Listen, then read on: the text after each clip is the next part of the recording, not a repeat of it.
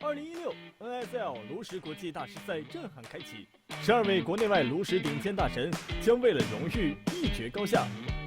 而本次大赛的赛制可谓让观众惊喜又惊讶，让选手惊悚又惊恐。那么接下来，我们一起来剖析如机密文件般的神奇赛制吧。本次小组赛12位选手将被分成2个小组进行单循环比赛，将会有为期5轮的密集赛事等着他们。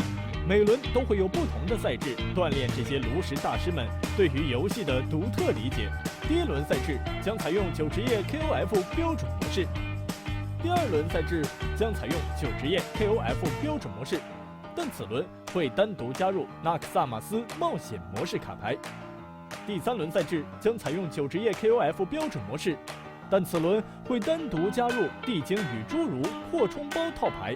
第4轮赛制将采用9职业 KOF 狂野模式。前4轮比赛，一方必须全部击败对手的9个职业方能获胜。而到第5轮赛制升级，比赛将完全采用标准模式，9职业征服赛制，即一方必须使用9个职业都击败对手后，方能获得比赛的最终胜利。本次小组赛胜场多者在前，如若胜场一样，按照局数的小分胜负比；如若再出现同分，则进入加赛。2个小组将分别选出前4名的选手，进入到下一阶段的赛事中。观众们，炉石盛宴即将开始，你们准备好了吗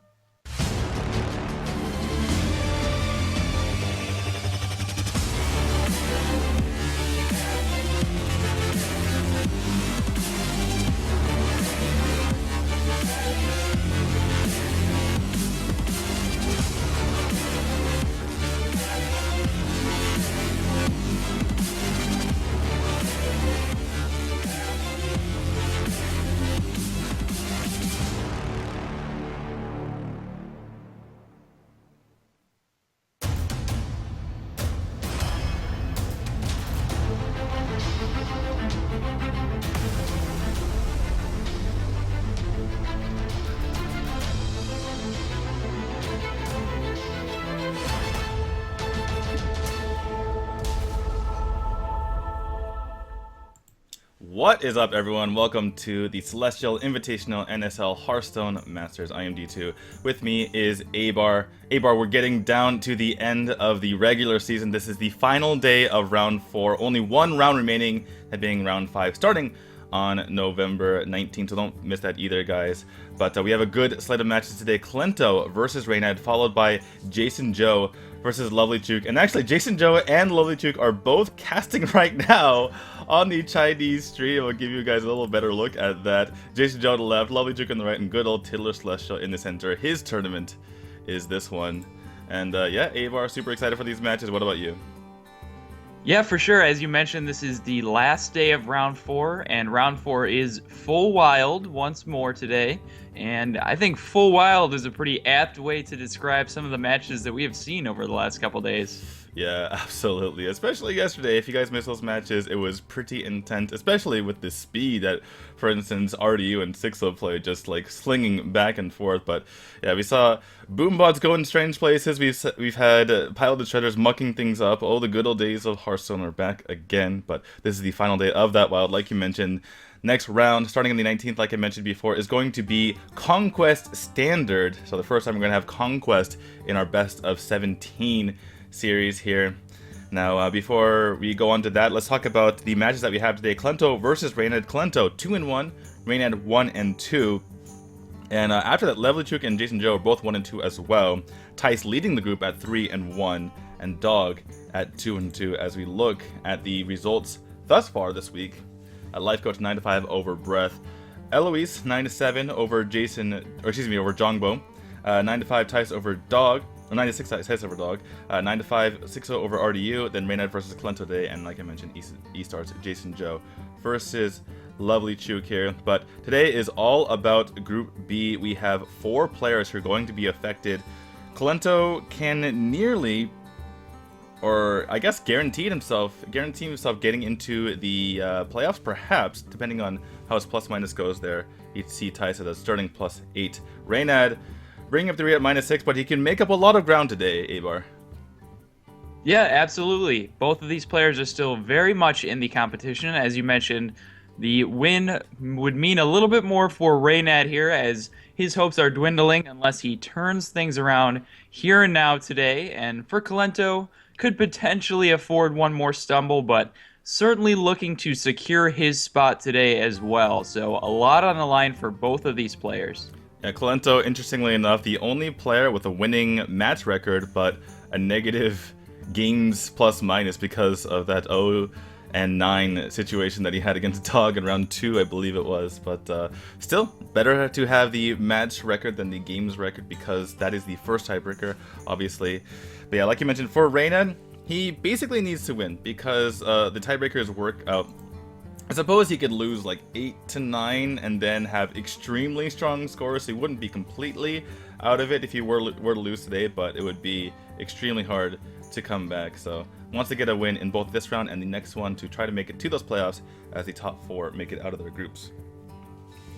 Yeah, and as you're alluding to, it's not just about the overall match wins here. The individual games do matter, and over the course of a best of 17 round here, you're going to see a lot of opportunities for Reynad to pick up some games and swing things back in his direction. Yep. Well, gonna start it off right now against Kolento. So we'll see which player has prepared for Wild a bit better. I know Kolento has been practicing, including on his stream, on the Wild format, as we do see him sans his blanket this time. Let's see if he can make it happen without it. But we're getting right into the matches. Oh, just kidding. We're getting right into the player intros. Kind of threw me off there with the Chinese production going to the webcam first. But here we have Kolento 4-1 with that Priest. Looks like that is the deck that he has piloted the best so far, at least as far as win record goes. But yeah, 24 years old from Ukraine. And like we mentioned, just one of the more popular players in the world, actually. As is Reynad, obviously. But so 2 big personalities and players going at it right here. If you take a look at Reynad, 4-2 with the Mage here. And Reynad has had a couple of interesting matches. He's, I think, the only player in the entire tournament who's had 2 matches go all the way to 17 games, as he had one 9-8 and one 8-9. So hopefully we are going to see more of that here, as I do suspect a quality series. You mentioned that these are 2 of the more popular players worldwide, and a little bit of cross-divisional matchup here, as we do have 1 North American player in Reynad and 1 European player in Kolento. So anytime these 2 different regions lock heads, it always makes for a good series, and it looks like the folks at home are strongly favoring Kolento, to no one's surprise, of course, as the Chinese players do regard Kolento very highly. Yeah, Kolento is, I think, the most popular player in China, and that includes Chinese players. So in the West, they call him God Lento. In the East, they call him K-God, or just K and the symbol or the character for God, so K-Shen, if you understand Chinese, which I don't, but I know that at least that much, because there's lots of God nicknames in Chinese, so that's how I picked that. But yeah, K-God or God Lento, whichever you go for him by, looks to be in a pretty good position in this group. Again, things were really bungled up before, just everyone bunched together before that Tice Dog match, where Tice was able to pull ahead a little bit by going 3-1. Tice is the only player guaranteed to be going to that playoffs. As you see, Kolento step away from the computer for a moment. So it looks like we're going to have a bit more Talkstone on our hands, Abar. Yeah, and while we have some Talkstone, I'm actually very curious. Do you know the origin of why exactly Kolento is just so popular in the Chinese scene? I think it's just because at the beginning of Hearthstone he was winning everything, right? Whereas in the West we had our popular streamers that we're looking at. We have Reynad and Trump and Crip and all that kind of stuff. In China, if they're looking at the best players, which is typically you look at Korea and China, and I guess you can't really say about the Japan because esports hasn't been a thing, but they look at the strongest players, and those are the people they gravitate towards. And Kolento in 2014 was winning just about every single tournament, and so it's like, well, who's the best player in the world? It seems like it's Kolento, and that kind of built itself from there. Obviously, Kolento is almost nearly as popular in the US as well, as far as who people like the most. Gets definitely 5-digit viewers every time he goes on Twitch. But as far as the Chinese scene is concerned, there are obviously a lot of popular streamers, but I think as far as players are concerned, they gravitate towards Kolento. Yeah, that makes sense. Just news travels more slowly when you're looking at global audiences. From my perspective as an NA player, thinking about the Eastern scene, players like Handsome Guy right off the top, or Jason Joe, the players that emerge onto the world stage here for BlizzCon and those sort of larger scale events. But of course, there are a bevy of fantastic players found throughout that scene as well. So plenty to look forward to and watch from the Eastern world. Yeah, exactly. And the crazy thing about China is there's just obviously so many people there. So they have like 5 or 6 different Twitch websites where people stream on, including as you can see there in the bottom left, Douyu.com, which is the site that's sponsoring this particular tournament. That's where you can find the Chinese stream, by the way, if you're so interested in that. You want to hear Tiller and Jason Joe and lovely Chuk talk. But yeah, so there's so many sites out there, and all of them, you look, and every single top Hearthstone streamer is just getting ridiculous views, and just like some Chinese streamers are getting hundreds of thousands of views when they stream, which is absolutely bonkers if you think about it. But looks like Kolento is back in his chair, getting ready to play here, and so is Reynad. He's ready to go. We'll see who can take this particular match. I'm liking all the gear in the back for Reynad. Got the Overwatch. I think that's a bag in the right there, and all the other stuff, all the paraphernalia. You love it when you see the streamers go.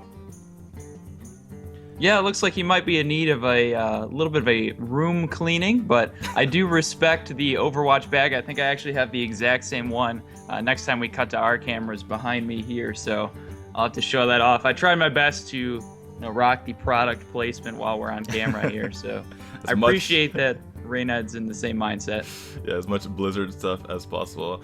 I do support the messy room. I'm kind of a messy guy myself, so it's like I can dig it. I don't mind when people just kind of throw stuff around the room, because I'm kind of the same way. I can't imagine. I think that didn't Reynad and Froden live together for a while. Do you know who's the neater of the two? I remember actually Reynad complaining on his stream once about Dan not being as cleanly as Reynad might have expected there. So the Asian from stereotypes. what I've gathered, yeah, they're in full force. Purely from Reynad's word of mouth, it sounds like Reynad might be the more cleanly of the two. But we don't get the full story here unless Dan chooses to chime in. Yeah, this is a completely biased cast. All of a sudden, we need Froden to help us out with who has the more cleanly habits here. But again, guys, we're just waiting for the match to start. This is why we're bombarding you with the talk zone. We want to get into the match as quickly as possible as well. Not really sure what the delay is, but we do get to stare at Reynad's beautiful face right now, so it's not too bad.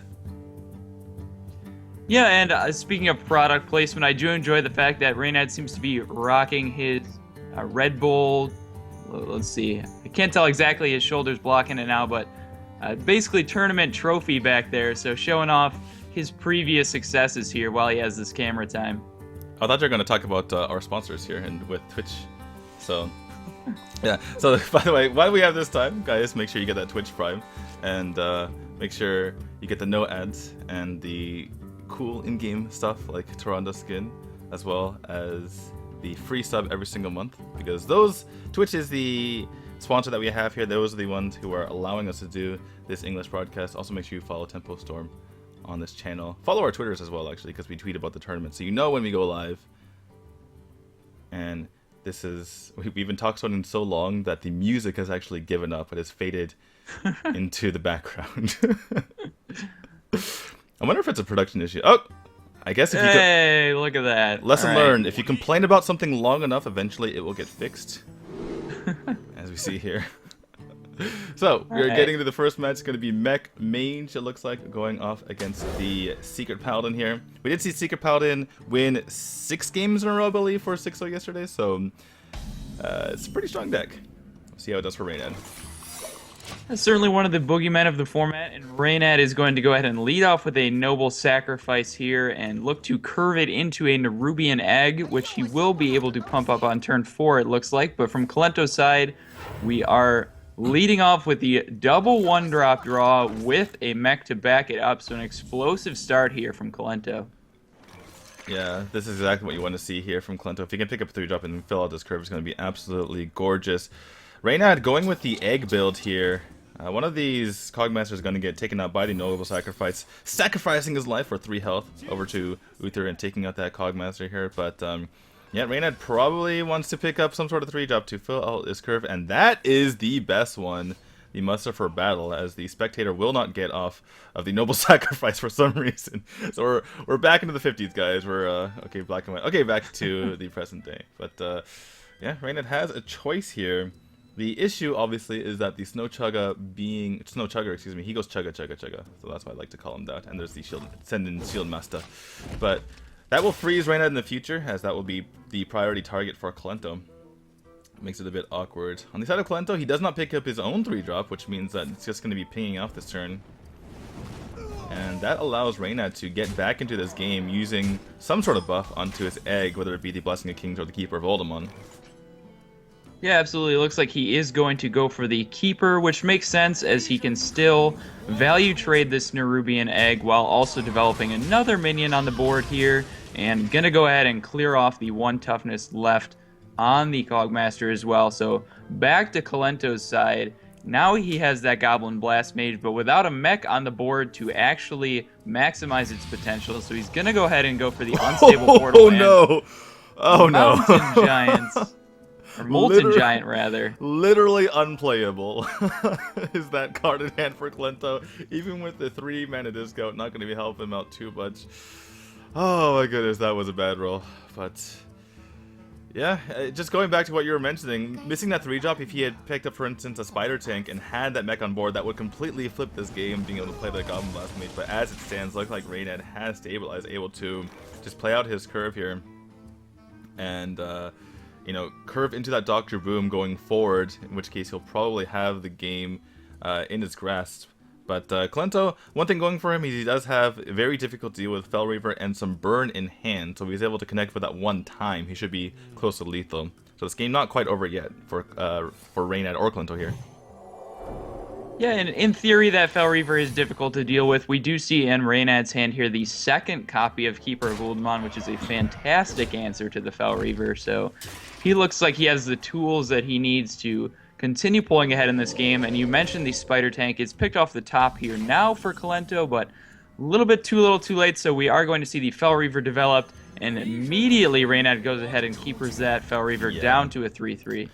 Yeah, this is why you hold on to the Keeper of Oldemon for situations like this. That's why Reynad went for the Blessing of Kings last turn, and now it's starting to run away from Kolento, and I don't see how he's going to come back from this one.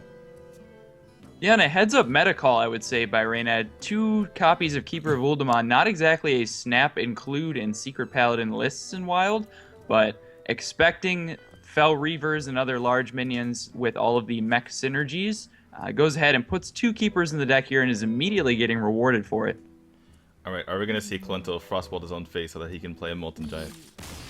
I suspect no. I think I would rather concede there myself as opposed to frostbolting my own face. So Just going back to the old tactics, right, in Handlock where you Dark Bomb your own face, or before Dark Bomb you Soulfire your own face to get the double Molten Giant and the taunt synergy there, but those are the old days. These are the new days, and Molten Giant not be able to be played this time. Reynad takes game number 1. Yeah, usually that just ended with me discarding my Sun Fury Protector and then having no synergy with those Molten Giants, but that's in the past now. And yeah, Reynad gonna go ahead and take a quick lead here. You mentioned the power of Secret Paladin, and let's see if Reynad can make a run with his list here. But that being said, Secret Paladin, of course, a deck that I'm sure Kolento expected. So I presume we have a relatively clean counter here on Kolento's side coming out shortly. And typically the best counter to Secret Paladin that I've seen in both, you know, the wild format of the past couple days and the partial wild format from before is just to go with the standard mid-range Shaman. And obviously the one that includes just having Shedders and Lothab in there just for that extra power. But typically with the board wipes that you have from that deck, as well as utilizing the Hex for the larger minions, you're able to kind of pick apart the Secret Paladin while having strong ways to get onto the board yourself. Let's see if Kolento does pull the trigger on the Shaman or wants to save it for a bit later, but does go instead for the Patron Warrior. Let's see if he has gone for Patron N'Zoth Warrior, which seems to be the deck of choice for the players here thus far. Yeah, I mean, you put Shredders in your deck, you put Belchers in your deck, you have Boombots off of Dr. Boom, and all of a sudden your N'Zoth is kind of just not making sense not to put in your deck. So N'Zoth, a pretty ubiquitous inclusion in wild decks in general, just because there are so many high-value Death Rattle minions you can't afford not to play. Interestingly, from Reynad here, he chooses not to run out his Secret Keeper on 1, of course, fearing the Fiery War Axe from Warrior. It looks like he's favoring just getting out on 2. That's going to be his play anyway. Figured he's going to be floating a mana regardless, so might as well not play into that Fiery War Axe. And now he's protecting it with the Noble Sacrifice, so reasonable play here. And he's curving out reasonably well up to that Mysterious Challenger on the left side of his hand. So yeah, things going pretty smoothly.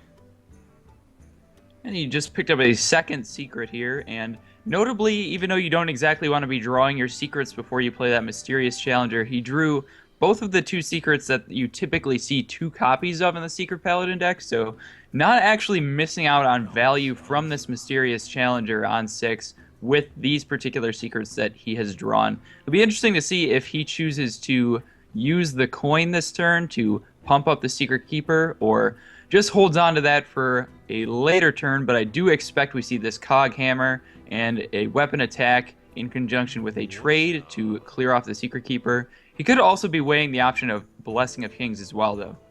Yeah, Blessing of Kings would, make it so that Kolento would have to have Execute in hand. We do see he does have it, but then he'd have to trade in his Frothing Berserker in that instance. Reynad, if he does go for the Cog Hammer play, could actually try to sneak in a bit of damage and go face. Because if Kolento doesn't have Slam, for instance, then Kolento would be killing off his own Frothing Berserker. Oh, excuse me, it's only at 2. It's only 2 health. I'm getting Rallying Blade mixed up with the Cog Hammer. What is going on? This is not standard. But yeah, able to take that out. Easy peasy there for Reynad. And there comes the Whirlwind. So another Whirlwind effect here for Kolento. But just going to play it on this Frothing Berserker. Yeah, not necessarily in an immediate hurry here as Kolento. The Whirlwind could definitely be used to activate the Battle Rage we see on the left side of Kolento's hand a couple turns later down the road, so he's just going to go ahead and develop the Frothing of his own. And Reynad does have some fairly clear answers, although it looks like he is a bit distracted here, currently conversing and somehow picking up Hearthstone cards at the same time. But he looks like he's going to go for the Competitive Spirit, potentially. And alright, yeah, so he's going to develop the Competitive Spirit. Looks like the Avenge as well, maximizing the value on this Secret Keeper. And now he is going to take that line you recommended just a turn ago and push some face damage here. Oh no, he actually is going to go ahead and make the trade. Yeah, it did look like he was porting toward Garrosh for a moment there. I wouldn't have minded that just because you pretty much have the read that Kolento doesn't have a weapon. But he does pick up one off the top here. Kolento has the opportunity to just use the Execute right now, but that will proc the Avenge onto the onto the Silverhand Recruit, and that cannot be attacked by the Fiery War Axe because of the Noble Sacrifice in play. So very annoying situation here for Kolento. Yeah, that is going to be a 5/4 minion on Reynad's turn after the Competitive Spirit procs as well. So definitely applying some pressure with that body. And heads up play here from Kolento actually runs out the Ravaging Ghoul, which allows for the 1-for-1 trade, as now it is only a 5/3 Silverhand Recruit, and that Cog Hammer can't clear the Ravaging Ghoul off the board. Now, Reynad's side, we could see a Coin Challenger here, potentially. A Coin Challenger won't pull out the other Noble Sacrifice, unfortunately for him, so it's possible he goes for a different play just to get that out of his deck, and then he can play the Mysterious Challenger. The Blessing of Kings or the Paladin Shredder are extremely strong plays right now, so I wouldn't be too surprised to see that. Although obviously it's very tempting to just go, okay, coin 6, get a couple more secrets out of your deck and be on your way. We've already seen the Competitive Spirit. I imagine he's running the Redemption as well. So Redemption, Redemption and Avenge probably pulled out. Perhaps Repentant as well. So those are all possibilities. Reynad considering all of it though. Yeah, a few different good options here, and ultimately none of them look too poor, but I do suspect and would like to see the Coin Mysterious Challenger here. Like you said, improves the EV of his upcoming draw steps, as he will reduce the chance that he draws those secrets before he wants to, so he is going to go ahead and make the trade here and then develop the Mysterious Challenger, not wanting that Ravaging Ghoul to be able to proc the Noble Sacrifice here. I'm a little bit baffled by that. It feels like the 5 damage to face was pretty valuable there, and yes, Kolento can proc the Noble Sacrifice with the Ravaging Goal, but then you can clear it off with your Cog Hammer the following turn. Even if there's some sort of weapon in the hand of Kolento, he still can't clear off both minions here because he would have to use his Fiery War Axe, and then he would, Kolento would still need to have a bunch more damage to attack into the Mysterious Challenger. I suppose Reynad thinking if there's a second Execute in the hand of Kolento and the Avenge buffs the already buffed Silverhand Recruit, then it's a really nice Execute. But having already seen one Execute, it just seems like he's playing around cards that... I feel like Reynad needs to take more risks here, is what I'm trying to say, I suppose. Yeah, he is certainly the aggressor in the matchup, so at some point he does have to start pushing the face damage here, but from Kolento's side, we are going to see that Noble Sacrifice and that Avenge procced, and unfortunately for him, that second Execute that you mentioned is not found in hand, so it looks like he's just going to go ahead and develop the Ghoul here, clear off the 2/1 body returned by the Redemption from the Noble Sacrifice, and that's going to be his turn. He's starting to assemble some pieces of the Patron combo here, but he's going to need that to come together sooner rather than later. Considering how Reynad's played so far, I wouldn't be surprised to see the 9/7 now go into this Ravaging Ghoul just to again play around the Execute that he's concerned about, because that's how he's played so far. Kolento has put used 2 cards in his hand that were there from before to lower the chances there being an Execute in hand, but considering all that, again, I would like to see the 9 go to face, but I wouldn't be surprised to see the 9 go into the Ravaging Ghoul right here. Yeah, I would definitely like to see this 9 damage push to face, because even though it does sort of maximize the value you get off of this Challenger if you trade here in terms of playing around the Execute, it also additionally exposes the Challenger to the Deathbite here, and if your opponent is planning on answering the Challenger with the Deathbite, I would much rather push 18 damage with it than 9. Yeah, 18 damage does sound good when you're playing a game where the maximum health total is 30. Obviously, Warrior gets to cheat that a little bit, but this is not Control Warriors, so... Yeah, he is pointing toward the Ravaging Ghoul, like I somewhat suspected. Bit afraid of that Execute, wants to get the value out of the Mysterious Challenger. Here comes the Armor Smith, and on the one hand, as tempting as it is to get 9 damage to face, by controlling the board this way, it's really hard to see Reynad fall behind, right? Because even if there is an Execute, the fact that he's cleared the Ravaging Ghoul means that these other minions are going to get to shine.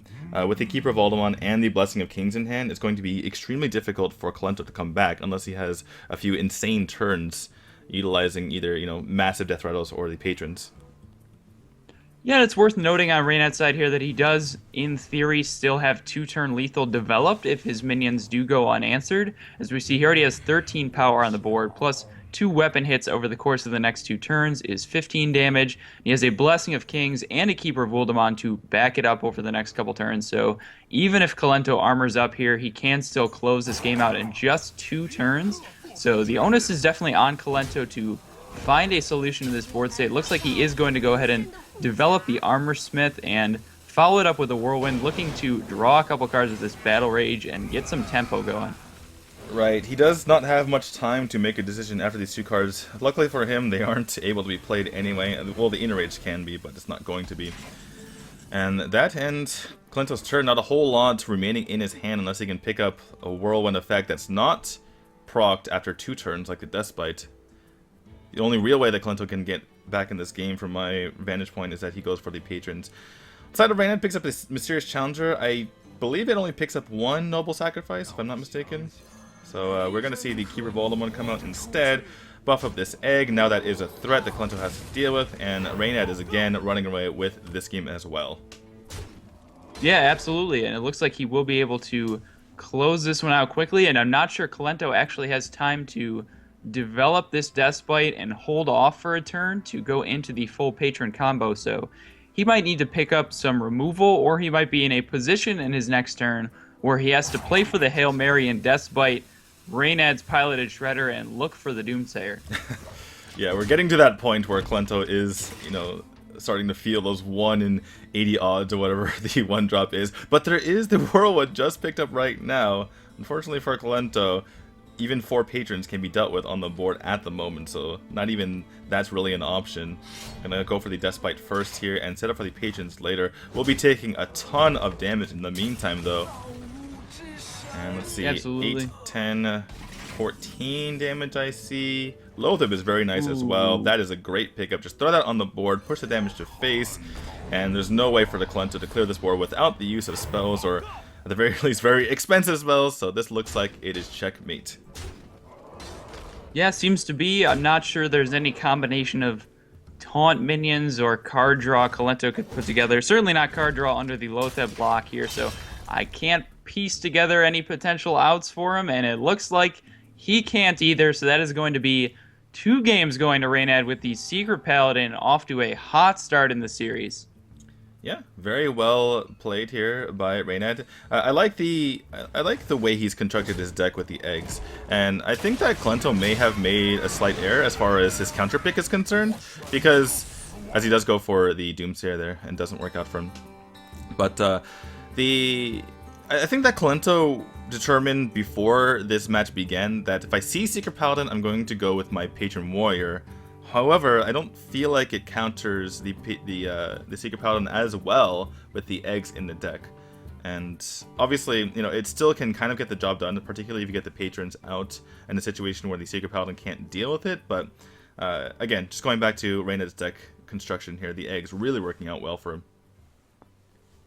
Yeah, and obviously these players don't know their opponent's deck lists ahead of time here, so even minor alterations you can see in pretty typical archetypes, such as the Secret Paladin, that can be expected to be brought to a best of 17, and sort of change what your opponent has to do in terms of counter-picking your deck for sure. As you know, I'm sure Kolento was expecting a very stock typical build of Secret Paladin, but you know, you include 1 or 2 different card choices. We've seen Nerubian Eggs and the double Keeper of Uldaman, and all of a sudden the whole equation changes in terms of these specific matchups.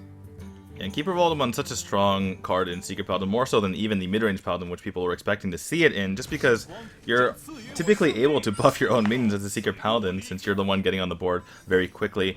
Gonna see the Priest coming out from Kolento here, and Priest on paper is a counter to the Secret Paladin, but sometimes you don't pick up your answers on time, but looks like that's not going to be an issue for Kolento right now. Doesn't even need answers when you can just put the questions right on the field in those zombie chows, followed up by Valen's Chosen. Not sure if Reynad is going to be able to continue the streak with the Secret Paladin, looking at that hat from Kolento. Yeah, this is, I think, the actual nut draw from Priests, as you are definitely looking for the Zombie Chow and the Valen's Chosen to allow so much board control, and then even picking up the Alchemy to combo with a Circle potentially down the road is an excellent board clear against the Secret Paladins here. So Kolento looking at a dominant position as he picks up the Circle as well, has the full board clear combo, and Reynad really wanted a second secret. Yeah, there. second secret would have been absolutely huge there if he was able to take out the Zombie Chow right now and prevent the second one coming out and force an early Alchemy Circle onto the board. But as it stands, has a couple of sticky minions, but not powerful minions to contest what is soon going to likely be a Valen's Chosen up 7 health Zombie Chow. Yeah, and as much as a 7 health Zombie Chow can certainly be a problem for Secret Paladins, again, we could potentially see Reynad get rewarded by these Keeper of Uldamans if he picks one up, and can even spend this next turn potentially developing the Nerubian Egg, the turn 3 that is, which gives him something to do with his mana without losing any of his creatures essentially to the buffed up Zombie Chow. So, you know, he's going to be able to navigate his way around the massive Zombie Chow a little bit here, but still making his turns awkward as he would prefer to be the aggressor in this situation. Right, and Reynad kind of suspecting that there could be a coin Valen's Chosen. If he was not worried about it, then perhaps he goes for the Noble Sacrifice just to protect his Secret Keeper here and make it a lot larger and have the Zombie Chow run into Noble Sacrifice instead. But realizing that that's just not going to be helpful in the long term, just going to go ahead and give up his Secret Keeper to the Zombie Chow and fight for the board a bit later. And well, so the Northstar Cleric comes into the hand. We could see a Cleric coin heal, or we could just see the other Zombie Chow come into the field. Regardless, going to be very difficult for Reynad to deal with. I think I would like to see the second Zombie Chow from Kolento's side. The play you suspect here, of course, on turn 3 from a Secret Paladin isn't a muster for battle, so being able to develop the third 1-drop onto Kolento's board state here essentially completely shuts down the muster, but it looks like he may be going for the coin card draw here, looking to curve into the Valen's Chosen on his next turn. Yeah, Reynad doesn't have 4 mana to use Blessing of Kings or Keeper of Oldemon right now, so there's not a whole lot to punish going for the card draw right now. You're likely to be able to get the Valen's Chosen out anyway. And card draw is extremely important when you're playing against an aggressive deck like this, because as the priest, you just want all the possible answers to the questions that you're going to be facing throughout this game. And typically, as a priest, those answers do not match up, but, you know, with card draw, they often do. The magic of having multiple cards in hand. But Reynad facing a pretty tough turn here, facing 3 1-drops. Not typically what you see against a priest. Yeah, and he does manage to pick up the second secret he was looking for just one turn too late here, as Avenge would have been the perfect draw last turn, but as it turns out, it might still end up being decent here, as there are 2 sticky minions on Reynad's side of the board here, and if either of them gets value traded into, that Avenge will activate, and certainly you're happy to buff your Nerubian Egg, for example, if he goes ahead and attempts to clear the Haunted Creeper. We could also see some circle shenanigans just for card draw here. Potentially, let's see, I don't think there's a way to gain more than 3 cards here, although, yeah, it looks like he's going to be going for a draw 3, I imagine. Yeah, I do like going for using the circle for card draw right now. A lot of people say, well, I have the Auchenai in hand, I want to save that for Auchenai circle, but while you have the board, typically it's, as we see, this weird interaction where Avenge goes onto the Death Rattle minion. This doesn't happen unless there's another minion on the field, by the way. So if it was just a Nerubian Egg, that would not have happened. It's a very weird interaction that has not been fixed, or I don't know if they intended on fixing it, but it's just bizarre, to say the least. Yeah, we saw some bizarre interactions yesterday in the Hunter game with the mad scientist immediately proccing the cat trick, so certainly some strange interactions here in Wild that you might not get to see as often, but from Kolento's side, he is going to go ahead and get that Valen's Chosen developed here, and interesting because it lines up so poorly into the Nerubian. I guess just looking for mana efficiency there. I'm curious if Kolento forgot that interaction exists. I certainly am going to be honest and say that I totally forgot about it for a moment there.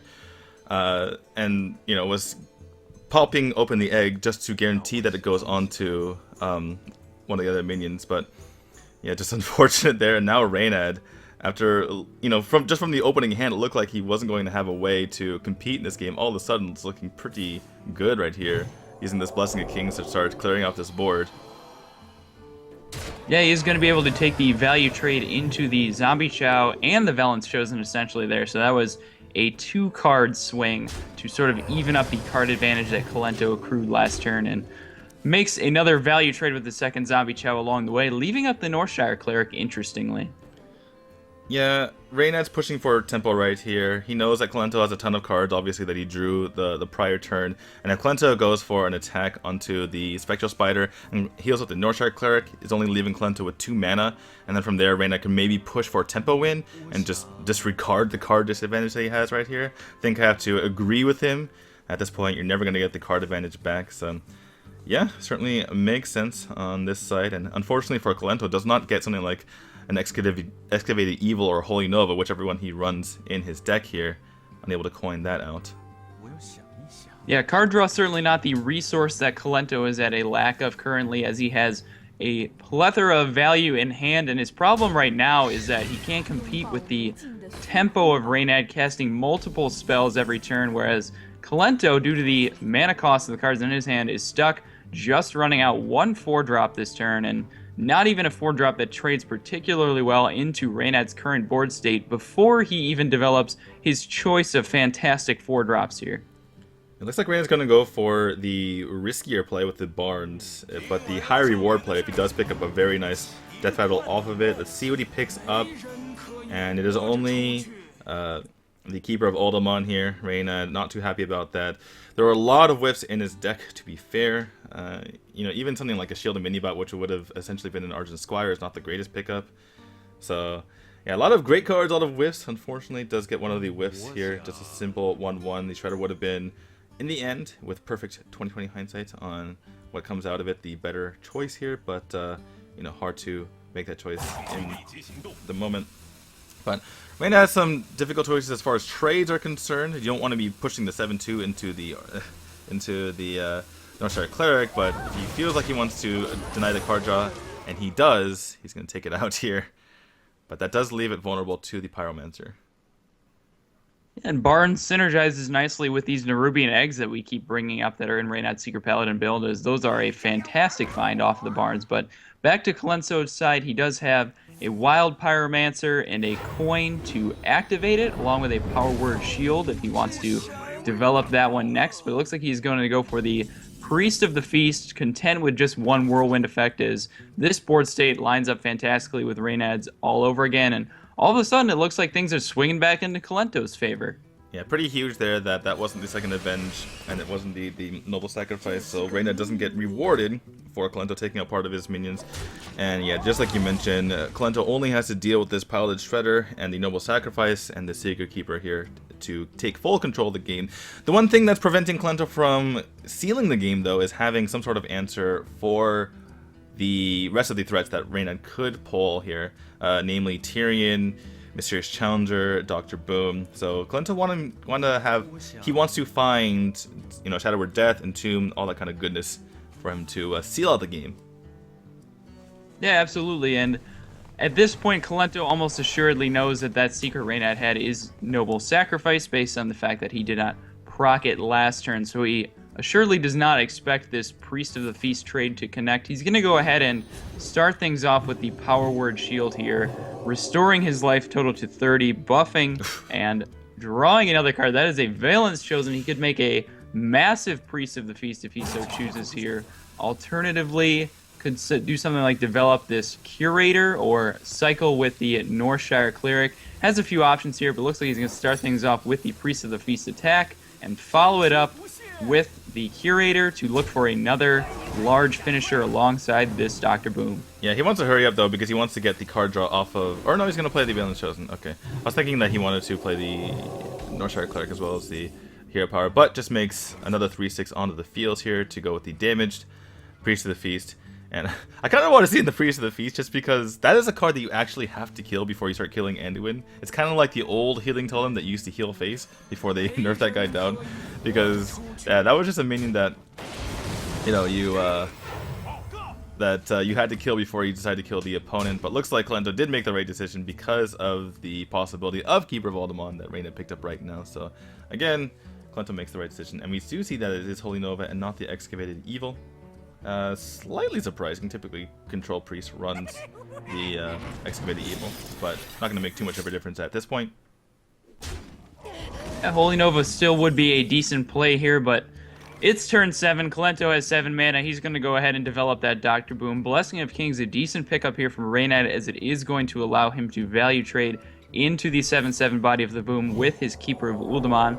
Looks like he's going to go ahead and take that option, but certainly falling behind. He's going to need some high value draws like the Dr. Boom of his own or the Tyrion you mentioned to really make a legitimate comeback, and Reynad loses his best minion immediately to that first Boombot. Oh no. He is drastically behind here. Yeah, I was like, well, Kolento's probably going to run away with this. He can play the Holy Nova to clear this out regardless, but doesn't even need it. The Boom bots will clear that up just nicely. Puts out the Sludge Belcher, so this is looking more and more like N'Zoth run in Kolento's deck as well. Right now going to put out a pseudo Annoytron onto the field in the form of the Silverhand Recruit, but that's just going to give Kolento more card draw here and draw him into his answers that he will maybe need for the Tyrion, but at this point doesn't really matter, I would imagine. I'm gonna go ahead and circle, and yeah, this game is just slowly but surely ending. As slowly as Priest, as slowly as Anduin can make it, but it is going to end eventually in Kolento's favor. I can nearly guarantee you that. Yeah, Kolento from the Priest side, unable to find any threats with more than 3 power here, so it's going to drag out the ending of this game. But this one is, at this point, all but mathematically locked up here, and Kolento going to start pushing some face damage here, working with infinite resources as he continues to draw off of this Northshire, has all of the answers in hand, and Reynad is drawing some secrets, which are not going to be very helpful here. I'm very surprised he's still playing this one out, but doing his due diligence. Well, he never did know get when there's a disconnect. He did get the information from the Dark Cultist and the second Sludge Belcher here, so he's getting a little bit of information for his sake, since this is last zero standing. And Kolento needed to put minions on the board just to make sure that he finished out the game. So even though Reynad knew this game was over about 3 turns ago, he still played it out for good reason, because Kolento can't risk not putting minions on the board if he doesn't pick up his secrets, and there might be some weird way that Reynad pulls the win if Kolento holds back too much. So Reynad picks up a little bit of information for holding out in this game. Yeah, I do believe the Dark Cultist was picked up the Museum Curator there, so I don't think he gained information in terms of that card being in his deck, okay, but my mistake. Certainly the Sludge Belchers, absolutely, to make your case here, would be a big signal that potentially Kolento is in fact the N'Zoth Priest that you mentioned. So, yeah, heads up play there by Reynad to just stick it out. Well, with that extra information, we'll see what he does decide to go with. So, a lot of players thus far have picked Dragon Priest. Yesterday is the first time that we did see the N'Zoth Priest. Didn't really work out too well for the player who chose it. I'm forgetting right now who it was, but works out here for Kolento. Let's see if he can go on a mini run of his own. Right now, Priest is very maligned, obviously, in Standard, but in Wild, N'Zoth Priest, I've heard the rumors, it's a pretty nice deck, Abar. Yeah, it's actually supposed to be pretty good. I believe it is solidified in the Tier 2 section of the TempoStorm.com Wild Meta Snapshots. If you haven't checked that out, go ahead and head on over to TempoStorm.com. But anyway, back to the game here, as we do see the Zombie Chow once more for Kolento, and that is the start you are certainly looking for, but a little bit less impactful against the Rogue, as this game is more about the combo turns later on in the game. Yeah, the Zombie Chow just dominates over the smaller minions, or the aggro minions that you typically see. There's nothing like a 2-3 that exists in aggro minions. It would just be way too powerful, so yeah, so that was able to shut down the aggressive nature of Reynad's prior deck, but for Rogue, they have a lot of removal in their arsenal, so not going to be as impactful, I would imagine. And Reynad going to just go ahead and pass turn 1, go right back over the Priest, and typically Priest just kind of sits there and does nothing on turn 2. So we are going back and forth here. Yeah, absolutely, and it's possible Reynad runs out a Coin Edwin here, as the 4/4 body is notoriously annoying for Priest to deal with. 4 power sits conveniently between Shadow Word Pain and Shadow Word Death, but the coin is also such high value in this matchup, given its synergy with Gadgets and Auctioneer, and the fact that you're really just looking to end the game not now, but a lot farther on down the line, so tempo a little bit less of a concern here. He is going to go ahead and hold on to the Edwin, and gets rewarded as immediately Kolento picks up a Velen's Chosen. Yeah, that would have been absolutely devastating if that was value traded on just now, and there could have even been a Circle of Healing to follow it up if you wanted to go all in there for Kolento. Let's see, Reynad, what does he have to deal with this one? Not a whole lot. The issue is if he's reaching for that Phantom Knives, the issue with that though is that you don't get to Shadow Strike it. And if Kolento is, Kolento could make a next level move and not heal it, or just play out a 4-drop and, it's kind of the same thing, and then you can't Shadow Strike it, so all that going through Reynad's mind right now, as much as he wants to cycle. At 4/7, difficult to deal with here without a sap, which he has yet to find, so as much as we joked that the Zombie Chow may be negligent in terms of its early pressure, a 4/7 body, if Reynad doesn't have an answer, can just stack up 24 damage over the course of 6 turns if a sap is not found. Alternatively, Reynad having to use far too many of his removal resources to get it off the board, so it's actually applying a reasonable amount of pressure here, and from Kolento's side, he has his choice of 4-drops to develop, but I suspect it will be the Priest of the Feast. Yep, Kolento able to take this out and play that Priest of the Feast like you mentioned. I'm curious if he does go for the Circle of Healing, would be pretty impactful here. Put up the Zombie Chow back up to 6 health. And that would make it so that it can't be Shadow Strike still, which is, again, super annoying for Reynad here. So I do like this. Kolento has already determined that there's really no sap. It was a pretty natural sap target. And even if there is a sap off the top here, Reynad has 2 things to sap at this point. So things getting pretty dicey here for Reynad all of a sudden. Yeah, and Reynad really doesn't want to have to eviscerate this Zombie Chow, so he's looking to utilize as many of his other resources as he can to preserve the face damage to actually close out the game. So he's going to go ahead and Shadow Strike this Priest, it looks like, potentially using his hero power to finish it off. And that is what we see him going for here. So he's doing a decent job of staving off the early aggression here, but with the Sludge Belcher almost assuredly coming down for Kolento's turn 5, the mediocre Priest beats are starting to add up. Yeah, this could run away from Reynad here, because Reynad really wants to get something like a prep here, because he could have gone Drake into prep Eviscerate and then finally take out the Zombie Chow, but as it stands he can't, you know, attack it with his dagger, so it makes it so much more difficult obviously, and not even Fan Eviscerate takes care of it, so yeah, the Zombie Chow just getting so much work done, way more, picking up way more damage than the 5 healing that it will provide back to Reynad here. Yeah, so far it has pushed for, what, 10 damage or so, and doesn't look like it's done anytime soon, as the sap is not picked up, and it's still unshadow strikeable here, so we are going to see Reynad go ahead and clear the front half of the Sludge Belcher instead. It's looking like he is interested in coining out his Edwin here, and on Kolento's side, we see no way to punish that, so this Edwin might actually get some work done. Yeah, I do like this play by Reynad. He's falling too far behind, needs to take a risk, and as we can see, he's getting somewhat, you know, rewarded by it, because Kolento didn't have a traditional answer, but this is going to push 5 more damage to face through the Zombie Chow and the combination with the Alchemist Soul Priest. So all of a sudden, Reynad perhaps, you know, looking as he picks up the sap right now. Oh my goodness. So perhaps he was looking forward to getting that healing eventually, but does not get it. So now he's permanently at 11 health here. And I don't imagine Kolento's going to be providing him any favors by dropping down Zombie Chows in the future. Yeah, and what this museum curator picks up could be a big deal here, as we do see that N'Zoth finally from Kolento, which will be an excellent way to actually close out this game. But all these are good. I mean, other than the Clockwork Gnome, obviously. The Wobbling Runs and the Chilma are both very solid pickups here. Chilma obviously being a bit more damage, but the Wobbling Runs being a little bit cheaper makes it easier, or makes it less vulnerable to sap, at least just a tiny bit. So all of them are reasonable options, is what I'm trying to get at here. I think for Reynad, the important part for Reynad is he does go for the Clockwork Gnome, just wants to get stuff on the board as quickly as possible.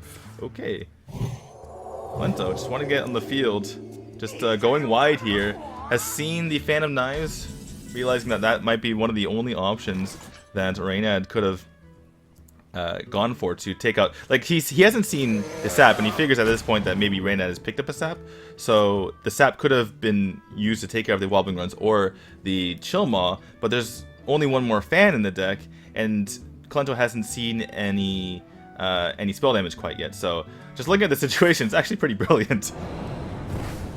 yeah, Kolento actually probably setting up for turn 11 lethal, as funny as that sounds, looking to develop his N'Zoth on turn 10, and that clock just accelerated dramatically, as Dr. Boom can close things out much more quickly. And yeah, Kolento definitely getting rewarded here for going with the pressure play.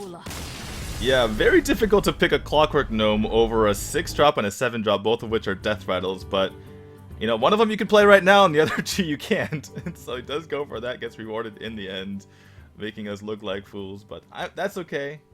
You know, whenever you get to learn something, it's perfectly fine. Yeah, very heads-up play. Kolento obviously has a wealth of experience with the Priest class. That's certainly one of the things that he's known for, so knows his role in that typically unfavored matchup. And from Reynad's side, Dr. Boom is notoriously effective against the Rogue class, as sapping that doesn't really accomplish what you're hoping for, so he's actually just at a loss for answers and is going to go ahead and scoop that one up. And Kolento swinging things back in his favor with the Priest. Yeah, the thing about that matchup, at least what it feels like to me, is it feels like the current Rogue versus Druid matchup, where Rogue is slightly favored, but not a huge favorite, like a Rogue typically is against Control Priest. And the reason is because Rogue just trots out all these large minions, and it's incumbent upon the Rogue to gain that advantage early and kind of tempo out the Rogue, rather than, you know, typically in the olden days against Control Priest, you just kind of sit there and then, you know, Priest doesn't put any pressure on you, and you can wait for turn 7 and play Gadgets and Conceal, and you're on your way. Whereas in this case, Kolento's able to put the pressure on and prevent Reynad from doing that, even if he had it in hand. Yeah, Valence chosen doing some work here on camera in multiple games already, and exciting to see. Again, competitive Priest play here, as we do enter a third game with the Priest from Kolento's side, and on Reynad's side it is going to be the Mech Shaman here to push back, and a Tunnel Trog on 1. Certainly the start you're looking for, but from Kolento, these zombie chows keep coming right on time. Did you expect anything different? Kolento didn't have the zombie chow in hand, but picked it up right on time.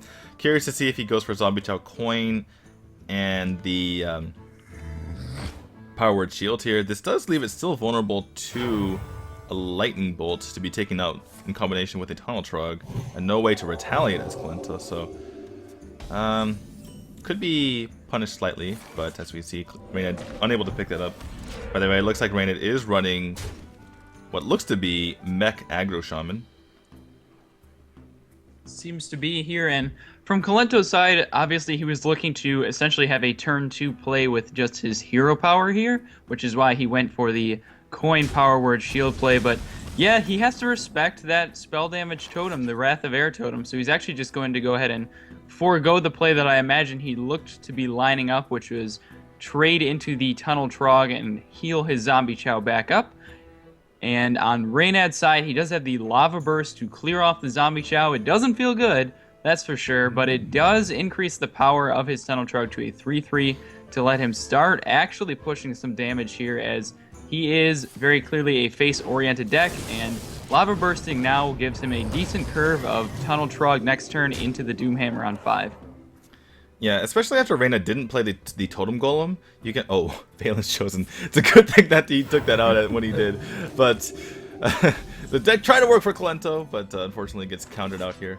But yeah, Reynad, because he didn't play the Totem Golem, he is able to deduce that Kolento doesn't have Shadow Word Pain, because Kolento knows that Reynad would have played the Totem Golem if he has it, because you don't not play Totem Golem, and so therefore Reynad knows he doesn't have the Shadow Word Pain, because at that point Kolento doesn't need to save the Shadow Word Pain, because he knows that card is not coming out. If that makes any sense at all. Absolutely, and from Kolento's side, you mentioned that this Holy Nova is notably not an Excavated Evil, and that could very much be relevant here, as Kolento is facing down 2 3 toughness Tunnel Trogs, and now it looks like that Totem Golem that he didn't find earlier could potentially see its way onto the board, as it was picked up off the top here, essentially curving effectively into the Doomhammer on 6 with the 1 overloaded Mana Crystal. But yeah, it looks like he's just going to go for the Power Mace and potentially setting up for a turn 5 Loatheb instead after asserting a board presence. Yeah, absolutely. That could be an option. He can, fun fact, you can actually attack with the Power Mace and then attack again with the Doomhammer afterward, if you guys didn't know that. One thing he's also playing around here is Shadow Word Death, if that was a card in Kolento's hand. So playing around quite a few things here, and gonna work out for him most likely, as he does pick up even more damage in hand. There's so many options here for Reynad. It's like, what's the best option out of these amazing options that I have right here? And it's critical that he picks the right one, because you do know that Kolento likely has some answers in hand. So if you pick the wrong one, your board gets wiped and you run out of damage, Kolento could start to stabilize. So you need to pick the absolute best one here. What do you think right here, Abar? Yeah, my first instinct was to actually piece together lethal if we could here, as the Lava Burst actually represents 4 additional damage with the 2 Tunnel Trog buffs, which gives him 13 power on the board. Lightning Bolt makes it 15 power on the board, and he does have exact lethal here, so yeah, that's there game. you go. The best play, as it turns out, is just kill your opponent right now. And Reynad, I found it. We got there. Well, you got there. I just kind of like sat back and looked at a bunch of options in hand and said, these all look good. And you found the lethal, but that is going to be game over to Reynad, able to finally take out that priest that was giving him trouble for the last couple of games here. And stabilize does Reynad. As we go into our first break of the day, he is up 3 games to 2, as you can see right there. Perhaps we see something like a Mech Hunter. Actually, we saw Mech Hunter from Kolento last round, which completely threw me off. Did not work at all for him, but we're going to get into the next game here. And it is Hunter, actually, so no Implosion shenanigans quite yet here. And this looks like it's going to be a bit of a smork-off with the Fel Reaver already in the end, or at least in the mulligan for Kolento here. I'll see if that works out well for him. Does decide to toss everything but the Glaive Zuka, and the Kindly Grandmother gets a Web Spinner for his trouble here. And this is an interesting matchup. I imagine it could go very similarly to how the old Aggro Shaman versus Aggro Shaman matchup panned out, in which both players you know, you would expect both players to just kind of try to race each other, but the fact that on-board damage just piles up so quickly, you end up seeing a situation where both players try to control the board a little bit more than they're usually accustomed to doing. And it ends up actually being a somewhat long match, you know, considering the makeup of the decks goes to like turn 8, 9, or 10, that kind of thing. I would say from the Hunter side, I'm more so concerned about controlling the early board than the Mage, actually, counterintuitive as that may be. But you can see in Kolento's build that the Hunter actually has some fairly resilient minions, whereas the Shaman, rather, not the Mage, has minions that are meant to be taken more at face value, as you see cards like Mech Warper and Spider Tank here that are, you know, balls of stats looking to push some damage here, but aren't really designed to continue fighting for the board in the late game. And D2, we see a crackle. We do see a crackle, but fortunately for us, no implosion quite yet. Perhaps he's just bundling all of the cards into one. Perhaps he didn't have room in those 140 characters for a rant about Knife Juggler as well. But, so Kolento, he coins out that Kindling Grandmother can take out the Mech Warper with the Glaive Bazooka right now if he so chooses. It is somewhat of a priority target right now unless he brave the Paladin Shredder coming out on turn 3, which is just a nightmare, so yes, he does go ahead and take it out. Does the right sequencing so that the damage goes on to the Wolf on the back end, which will now allow it to kill off the Spider Tank, and there it is, the Shredder off the top, so killing off the Mech Warper was worth it. Yeah, seems to be that case, and Reynad gonna go ahead and take a turn off here, essentially to Lightning Bolt down the 4-power Big Bad Wolf, not interested in just developing a Spider Tank and losing it to the Wolf here, so looking like he's setting himself up to play a turn 4 Spider Tank with his overloaded Mana Crystal. And from Kolento's side, we see him reaching for the Web Spinner. This could potentially be a double minion turn with the Web Spinner and the Mad Scientist. I wonder if Kolento's considering whether he should take out the Healing Totem. A lot of times if you're playing against the mid-range Shaman, totems are worthwhile to take care of. But against Mech Shaman, there might be Flame Tongue Totems, but there might not be. And if there's not, then there's not a whole lot of reason to take care of it, other than perhaps you're worried about Stoneclaw Totems coming up later on, or Wrath of Air Totems. So, it does not take it out, and we do see the Power Mace come into the hand of Reynad, so even though last game was just all face all the time with those Tunnel Trogs and the Totem Golems, we do see, obviously, at this point, that is, he does have the Mech synergies in the deck to go with the Power Mace here. And I'm gonna go ahead and equip the Power Mace, in this case, take out the Mad Scientist, and we'll see what secret comes out of here. Could be pretty impactful coming up.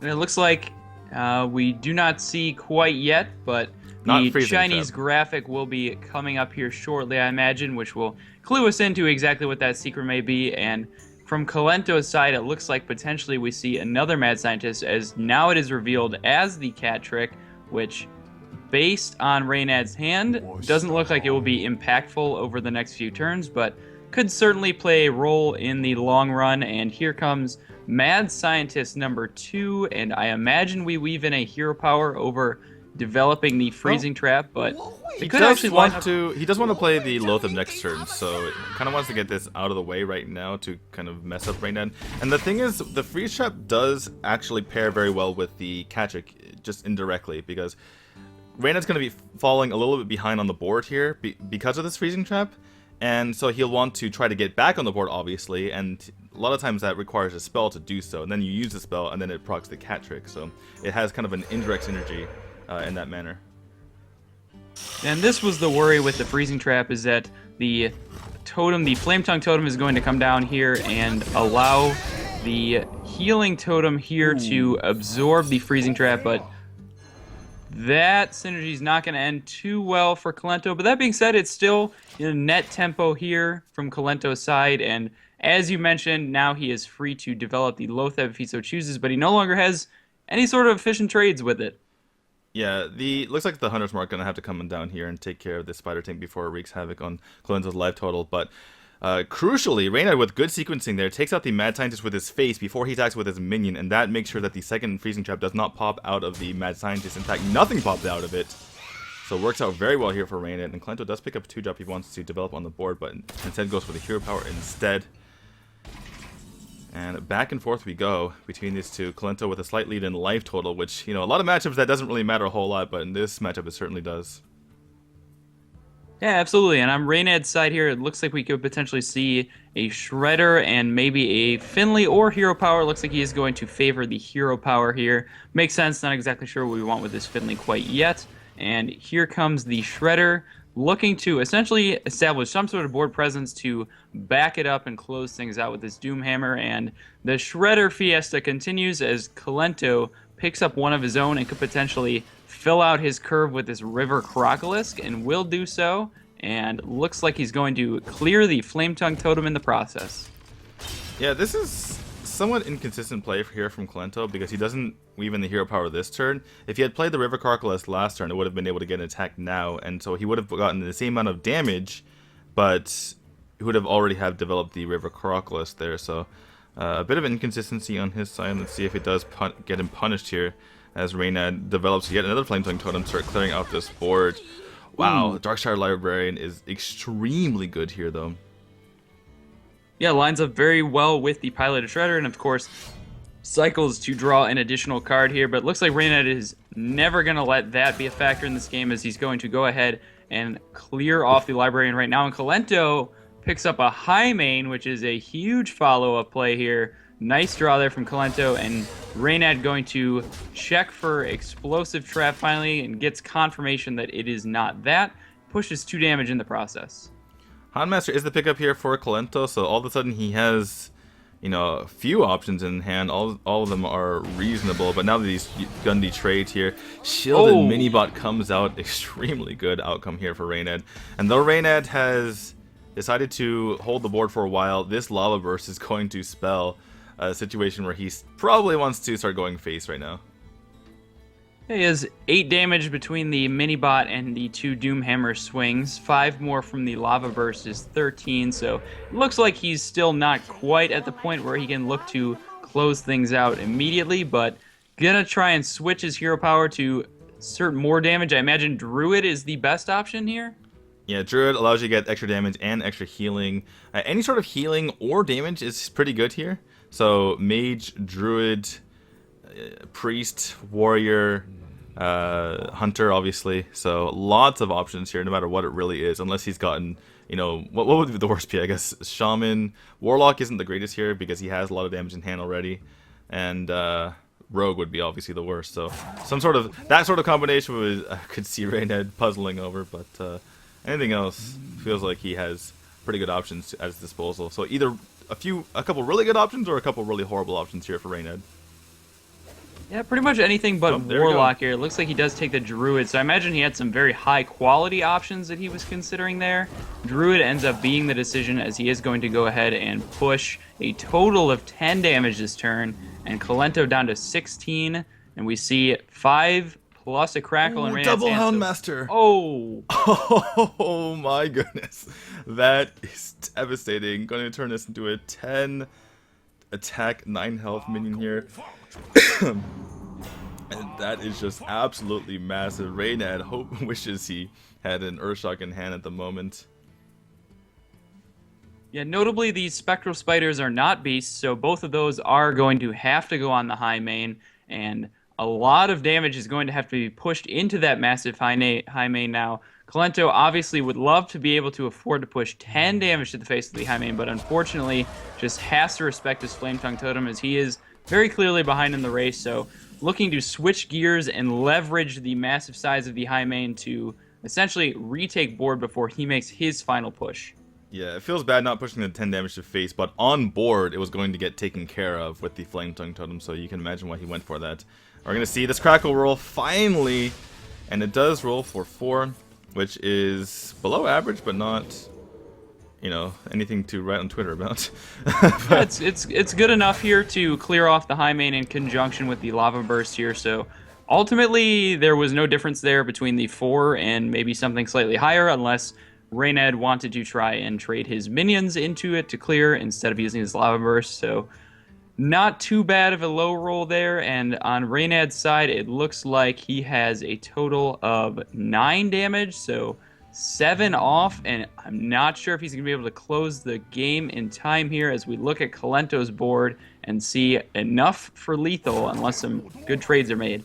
Well, Reynad needs to take 1 damage off the field, if I'm counting correctly, to prevent lethal from Kolento on board. And Kolento only has 1 card plus the card he draws here, so I don't mind just going for Finley into one of these Spectral Spiders and everything else going face so that you have 2-turn lethal. And yeah, he does decide to go for that. So Kolento needs 1 damage right now, or else Reynad likely wins the game. Let's see what he does pick up. Comes down Kolento very clearly looking for burn here, and he hits an Eagle Horn. So that is going to go ahead and close things out as Kolento is doing the math, checking to make sure that he has lethal damage of his own. Comes to the conclusion that he can push through these final points of life here, and the Eagle Horn will close things out, and Kolento ties the series back at 3 apiece. Yeah, very close game between these two hyper-aggressive decks. Played out exactly as we suspected it would. A lot of trading. The funny thing about these two decks is when they go against other decks, they like to point their damage at face quite a lot. But in this particular matchup, because again, the fact that repetitive damage from board is typically more than you find from just burn spells in hand. You want to control the board a little bit more, and went back and forth all the way to the end there. Required an Eagle Horn bow off the top there from Kolento to finish things out, and that leaves Reynad in a position where he needs to counter out this pretty aggressive hunter. A lot of mid-range aspects in there as well, so perhaps another aggressive deck here from Reynad can take it back. Perhaps he has the Zoolock in his arsenal, which could outpace it, but we will see what he chose.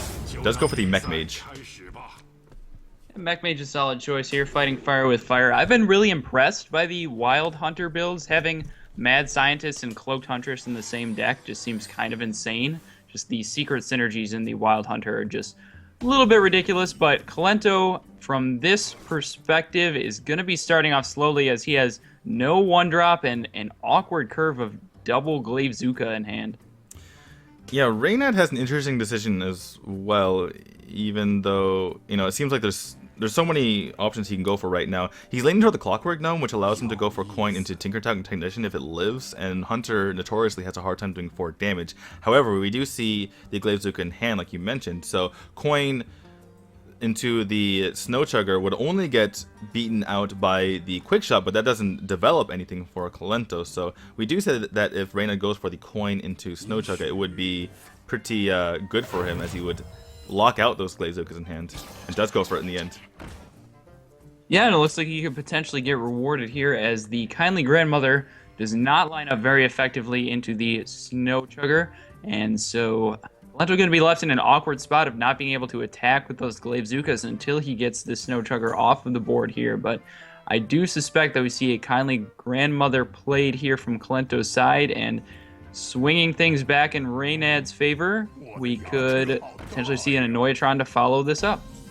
Yeah, Annoyatron would be pretty annoying, as its name implies. So getting away in the way of that Kindly Grandmother. And again, if Kolento doesn't pick up something right now, these Glaive Zukas are completely worthless. Does pick up the second Kindly Grandmother, so that will help him out. And now the Wolf will be able to clear out parts of the Annoyatron. And if the Glaive Zuka hits right, then he could potentially take out the Snow Chugga as well. So things kind of picking up here for Kolento, though Reynad has the opportunity to fight back on this turn, obviously. Looks like he's heading toward the Clockwork Gnome. And the He's trying to put Kolento in a situation where the Kindly Grandmother continues to not be able to push through the Annoyatron. We do see the Glaive Zuka and the Houndmaster from Kolento's side. Looks like he's actually just going to go ahead and preemptively clear the front half, so this is going to put Kolento in a situation where even when he Houndmasters up the Big Bad Wolf, it still has to make a trade into an Annoyatron, so a heads-up play there from Reynad, but we do see a Goblin Blast Mage to follow up his early board presence, and this could be high impact. These missiles are going to be big. For Reynad, I wonder if he trades in his Clockwork Gnome so that there aren't any wasted missiles. If he does that first, could be playing with fire, quite literally, if he does that. But we will see. It would make it more likely that he clears off the Houndmaster if he does it this way. Yeah, just go for it in the end. Does get the Rusty Horn for the taunt. Needs to clear off this Wolf, and does. And pretty reasonable pings. And now Reynad has the decision whether to continue to freeze Kolento or to prevent the nice trade of the Houndmaster onto the Goblin Blast Mage. Both seem pretty reasonable.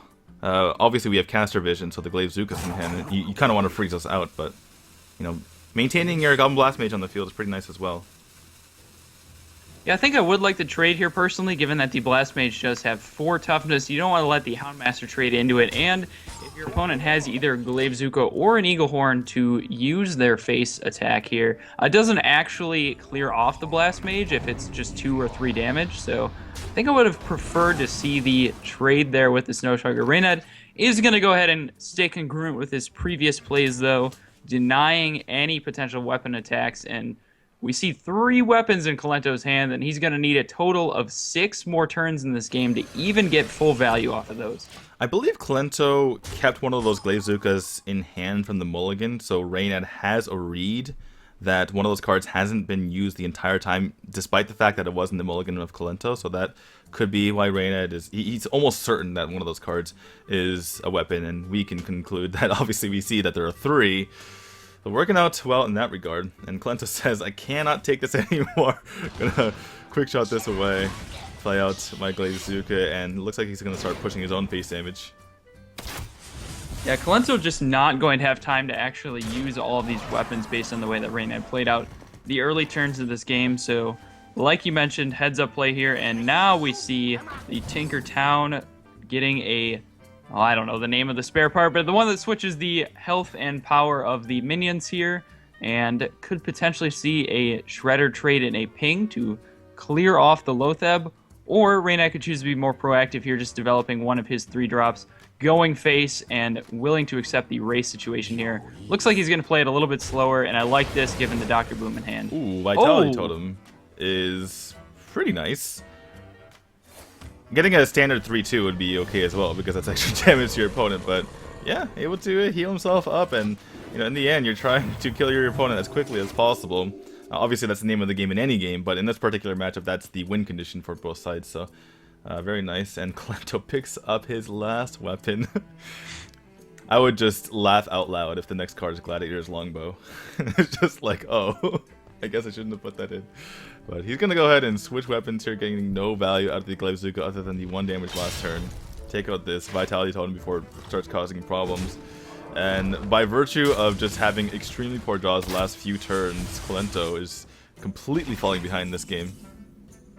Yep, and if there's one thing that punishes you for falling behind, we do see the Dr. Boom on 7 to amplify the pressure here, as now there is a total of 13 power on Reynad's board and a Frostbolt to back it up for lethal damage here, and I don't think there's any way that... Okay, he's going to go ahead and Houndmaster up the Web Spinner that he picked up off the top here, and is there some way to find lethal here still for Reynad? So, if he attacks in the... well, he has the what? 11... ETC, it's a good card. Okay. Alright, 1 damage to face from the boom bot, so that's a couple there. I actually snuck over a look at chat, and they were talking about that. I suppose it wasn't the mulligan. So anyway, boom bots don't go to the face, but they do take out the Houndmaster. And that leaves Kolento 1 damage from dying here, unable to use his weapons in hand. Dreadscale is not going to help him, so that means Reynad is going to take a lead in this series 4 games to 3. Yeah, and I'm glad we get to see another game of this Mage, because that is an Elite Tauren Chieftain that he put in his deck. And I want to see how that exactly pans out here. I've yet to see that inclusion in a wild... I mean, you have every card in the history of the Hearthstone game at your disposal in the wild format, and he goes for Elite Tauren Chieftain. I have seen that in competitive Hearthstone before. There was a 4-man tournament, I think back in 2014, with Nimsh, Artosis, and a couple other pros from the wherever the tournament was, the local area. And Nimsh actually brought it because he wanted to throw off his opponent because it was such a bizarre card. Like literally just for the shock value of it, to get his opponent off his game, because at that time not a whole lot of people were experienced playing in front of crowds. And I think it worked. I forgot who won that tournament. I think it might have been him. I think it might have been Artosis, actually. I'm forgetting my Hearthstone history, but that was quite a long time ago. But yeah, ETC. I do want to see it as well. Yeah, Kolento a little bit more experienced. I don't think he's going to be thrown off, although you might get a wow emote out of him. But back into game number 8 here. Reynad with the 4-3 lead in the series, and looks like he's going to be able to be off to another good start here in game number 8 as he does pick up the Cogmaster along with Mechs to back it up, and a Mech Warper is going to make this draw explosive here. But Kolento on the Paladin side, the Zombie Chow lead is great. Yeah. As we take a look at more of what what Kolento has in hand, looks like obviously a more control-oriented Paladin deck here. With the Rag Light Lord, Outdoor Peacekeeper, Cog, Hammer, obviously it's nice to get some more taunts in the way, so looking like, just based on what we've seen so far, a mid-range N'Zoth Paladin? It seems to be that way, possibly. And the Sludge Belcher, a nice pickup here from Kolento, as he's going to be able to potentially coin that out on 4 here after developing one of his 2 high-value 3-drops. But from Reynad's side, it looks like it is unstable portal time, and let's see what we can find. I imagine facing a Haunted Creeper that is a better option, sneaking in the portal now than developing double Annoyatrons here, but let's go ahead and see if Reynad agrees with me, and he's going to first ponder his options with the Clockwork Gnome attack. He is opting for the unstable portal here, and let's see what we find. Yeah, wow. Dark Shark Councilman is a great pickup, especially to put behind the Annoyatron. And looks like he's going to offer the trades as well. Not really sure if he needs to do this. Obviously, Consecration is concerned the following turn, but I don't think you're too sad to get your Clockwork Gnome consecrated. Nothing else really does anything. In fact, by doing this, you're actually a bit more vulnerable to Consecration because now your Mech Warper can die.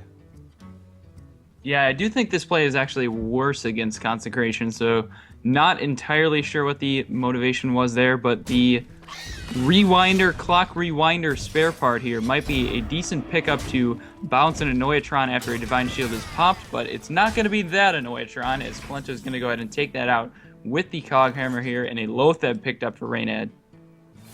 Yeah, Reynad, he's going to go ahead and put down that Annoyatron like you mentioned, and now he puts his Mech Warper into range of that Consecration like we mentioned before, but not going to be that big of a deal because of the growing size of this Dark Shark Councilman. Picks up the Loatheb to play next turn as well, so if he can pick up even more mid-range minions, it will help him finish out this game. But Sludge Belcher coming right in the way is going to cause some problems here.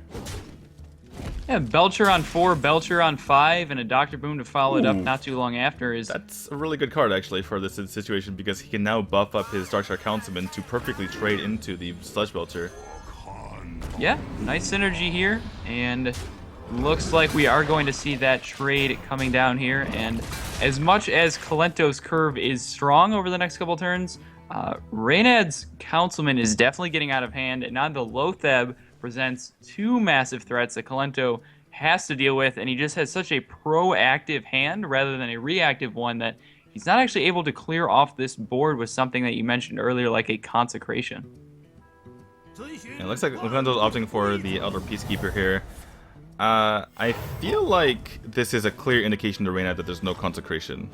So, I think whether, in the past we've seen him opt to trade with the board to play around certain AoEs. I think he can, take the hint at this point that there's no Consecration and just, keep the Dark Shark Councilman alive as long as possible and push Samir's face that way. I feel like he needs to take a major risk here and hope that there's no AoE. Otherwise, if he plays too much around AoE, he gives Kolento way too much time, I would say. Well, Reynad also just played a Loatheb, right? So Consecration wasn't exactly an option that turn anyway, so he doesn't really have a hard read here, but he could have, if he wanted to, returned the Loatheb with the spare part and played it again to play around Consecration. Instead chooses to develop his 3-drop here and is going to go ahead and continue push damage to the face. And now we'll shortly find out if there's a Consecration, I imagine. Well, the fact that he did actually buff that up, so I think we've transferred my error to your side, because now the Consecration isn't actually very good anymore. So yeah, that's true. Yeah, well, regardless of caster errors, doesn't really matter because Reynad has played around all of it anyway and has put himself in a great position right now. And the onus is on Kolento to recover the game. Yeah, Noodle one step ahead of us here as Kolento is going to go ahead and face tank this 6 damage from the Councilman, bringing himself down to 9 life, facing down 7 power plus a ping, which is 8. Is there any way to find lethal? You could bounce your own Tinkertown and look for a particular spare part. Is a potential lethal to be found here? Right, you could flip the Loatheb into a 4-1. That would be 7 damage. I don't really see that working out though. So probably the best play here for Reynad would be to use the Loatheb to take out the Silverhand Recruit, then play the Mana Worm, bounce back the Loatheb, and then play the Loatheb right away to put that on the board, put more pressure on, and then push that 6 damage to face here. Yeah, absolutely. That makes a lot of sense to me. Lock out that Consecration or any other spells like a Forbidden Healing or something you might see from Kolento. Lock those out for one more turn here and present lethal damage underneath this Rag Light Lord that could have otherwise been high impact, but if the game doesn't make it to turn 8, that is not going to be a factor, as we do see the Time Rewinder here returning the Loatheb, and Loatheb coming down one more turn here, and I don't think Kolento has any outs at this point. So the Celestial Buzzer can come in front, but yeah, that's just too much damage there. Alright, so Reynad is able to pick up that game, and I do believe I made another mistake, sorry guys, at the end of that game, obviously with the math involving the flip spare part, but, you know, it's difficult. Spare parts can get in your head a little bit. But Reynad able to obviously navigate that game quite well. Even if you were to go for the flip spare part, probably better to go for the Loatheb to lock out the game regardless, and able to navigate that pretty flawlessly. Pick up the game, and Kolento still searching for answers to deal with this Mech Mage. Yeah, the Mech Mage looks strong, and you know, Mech Mage and the Mech Shaman from Reynad, so definitely taking advantage of the GVG inclusion now that we are in full wild, in fact, and these Mech decks have been performing well, not just in this series, but over the course of these last couple days of full wild, the Mech decks have had some pretty high win percentages. Yeah, Mech decks and the N'Zoth decks, it seems like the meta currently in Wild right now, because those are the decks that have been dominating over the past few days. I know I've had my fill of it, as this is my 3rd day casting in a row, after casting the last couple of days. It's been pretty long here, A-Bar, and that is my excuse for some of the mathematical errors that I've made thus far, but we will try to clean it up as we go forward, or at least I will try to clean it up. You've been perfectly good so far. Oh, you're too kind to me. Yeah, sorry, I can't even present the correct vocabulary to perfectly encompass how impressed I am with your casting, but that's beside the point. We're going to see, finally, a bit of a different switch up here for Kolento. Going to go with the mid-range Shaman instead to take this out. We'll see how this performs. Yeah, and from Reynad's side, he has been pretty consistent in hitting these early game 1-drops. Looking for a 2 to sort of fill in this curve here. Mech Warper would be the dream draw here, but from Kolento's side, we do see a Tunnel Trog, but he has to be hesitant to actually go ahead and play that one, as if a mech comes down on Reynad's side, it just very cleanly gets traded into. Yeah, that is a huge threat here for Kolento. So it doesn't even play out the Tunnel Trog like you mentioned, just going to hold on to it for a couple of moments. Doesn't have any AoE to get back into the game though for Kolento. Really the only comeback mechanic he has in hand is the thing from below after a few totems come onto the board. So Kolento going to need to be picking up something. Does pick up the Maelstrom Portal, so that could help him out in the future if he picks up something, or if he gets some sort of spell damage, but uses it right now, it looks like, just to get rid of the mech on board, provide some damage onto the Cogmaster as well, and Buccaneer will be able to contest this board until that Neutron popped up, and we'll see if Reynad decides to go for that to prioritize face damage right now over going for the Spider Tank. Yeah, Mech Mage actually has a lot of 3 and 4 toughness minions, so the Maelstrom Portal probably not likely to get too much better than it was on curve for just the 1 damage here. So good, wise decision, use of resources there from Kolento. He's just going to go ahead and fire it off for tempo, and Reynad very clearly weighing a couple of different options here. I do think I prefer the Neutron, as it essentially lets you push 3 damage this turn and likely at least 3 more next turn. We do see the Antonitis in hand along with multiple spells to combo out with it. the mid-range Shaman not necessarily the best at closing the game quickly when it is in a defensive position here, so there's a decent chance we actually see the full Voltron Archmage Antonidas combo go off for at least a couple fireballs this game. Yeah, it doesn't have the best spare part for that though. Obviously would want the stealth for that situation. He is reaching for the Neutron. Gonna use the stealth plus spare part right now just to prevent Spirit Claws from getting value right now. And did he trade? Okay, he went face. Okay, I was gonna say it doesn't really make a whole lot of sense to put the extra health onto the Neutron if that were the case. And Kolento picks up a second thing from below. It doesn't help him right now, but if he can ever stabilize, getting a couple of low-cost 5/5 with taunts on the board will be obviously beneficial. Absolutely, and Kolento is going to start reducing the mana cost on these things from below, as we do see a fireball picked up here from Reynad, which represents so much more damage. He's going to go ahead and slow things down just a little bit here to deal with the Wrath of Air totem that you have to respect out of the mid-range Shaman. So asserts full board control here and is going to go ahead and pass things back to Kolento, who found a reasonable turn 4 to fill in his curve with the piloted Shredder. Yeah, the issue for Kolento is that he doesn't have any board wipes. Reynad has given him a little bit of time by clearing his board rather than pushing base damage. There's obviously a good reason for that as well, as he does pick up a 0-mana Acolyte of Pain, which he can just put out on the field right now. Not a bad pickup, to say the least.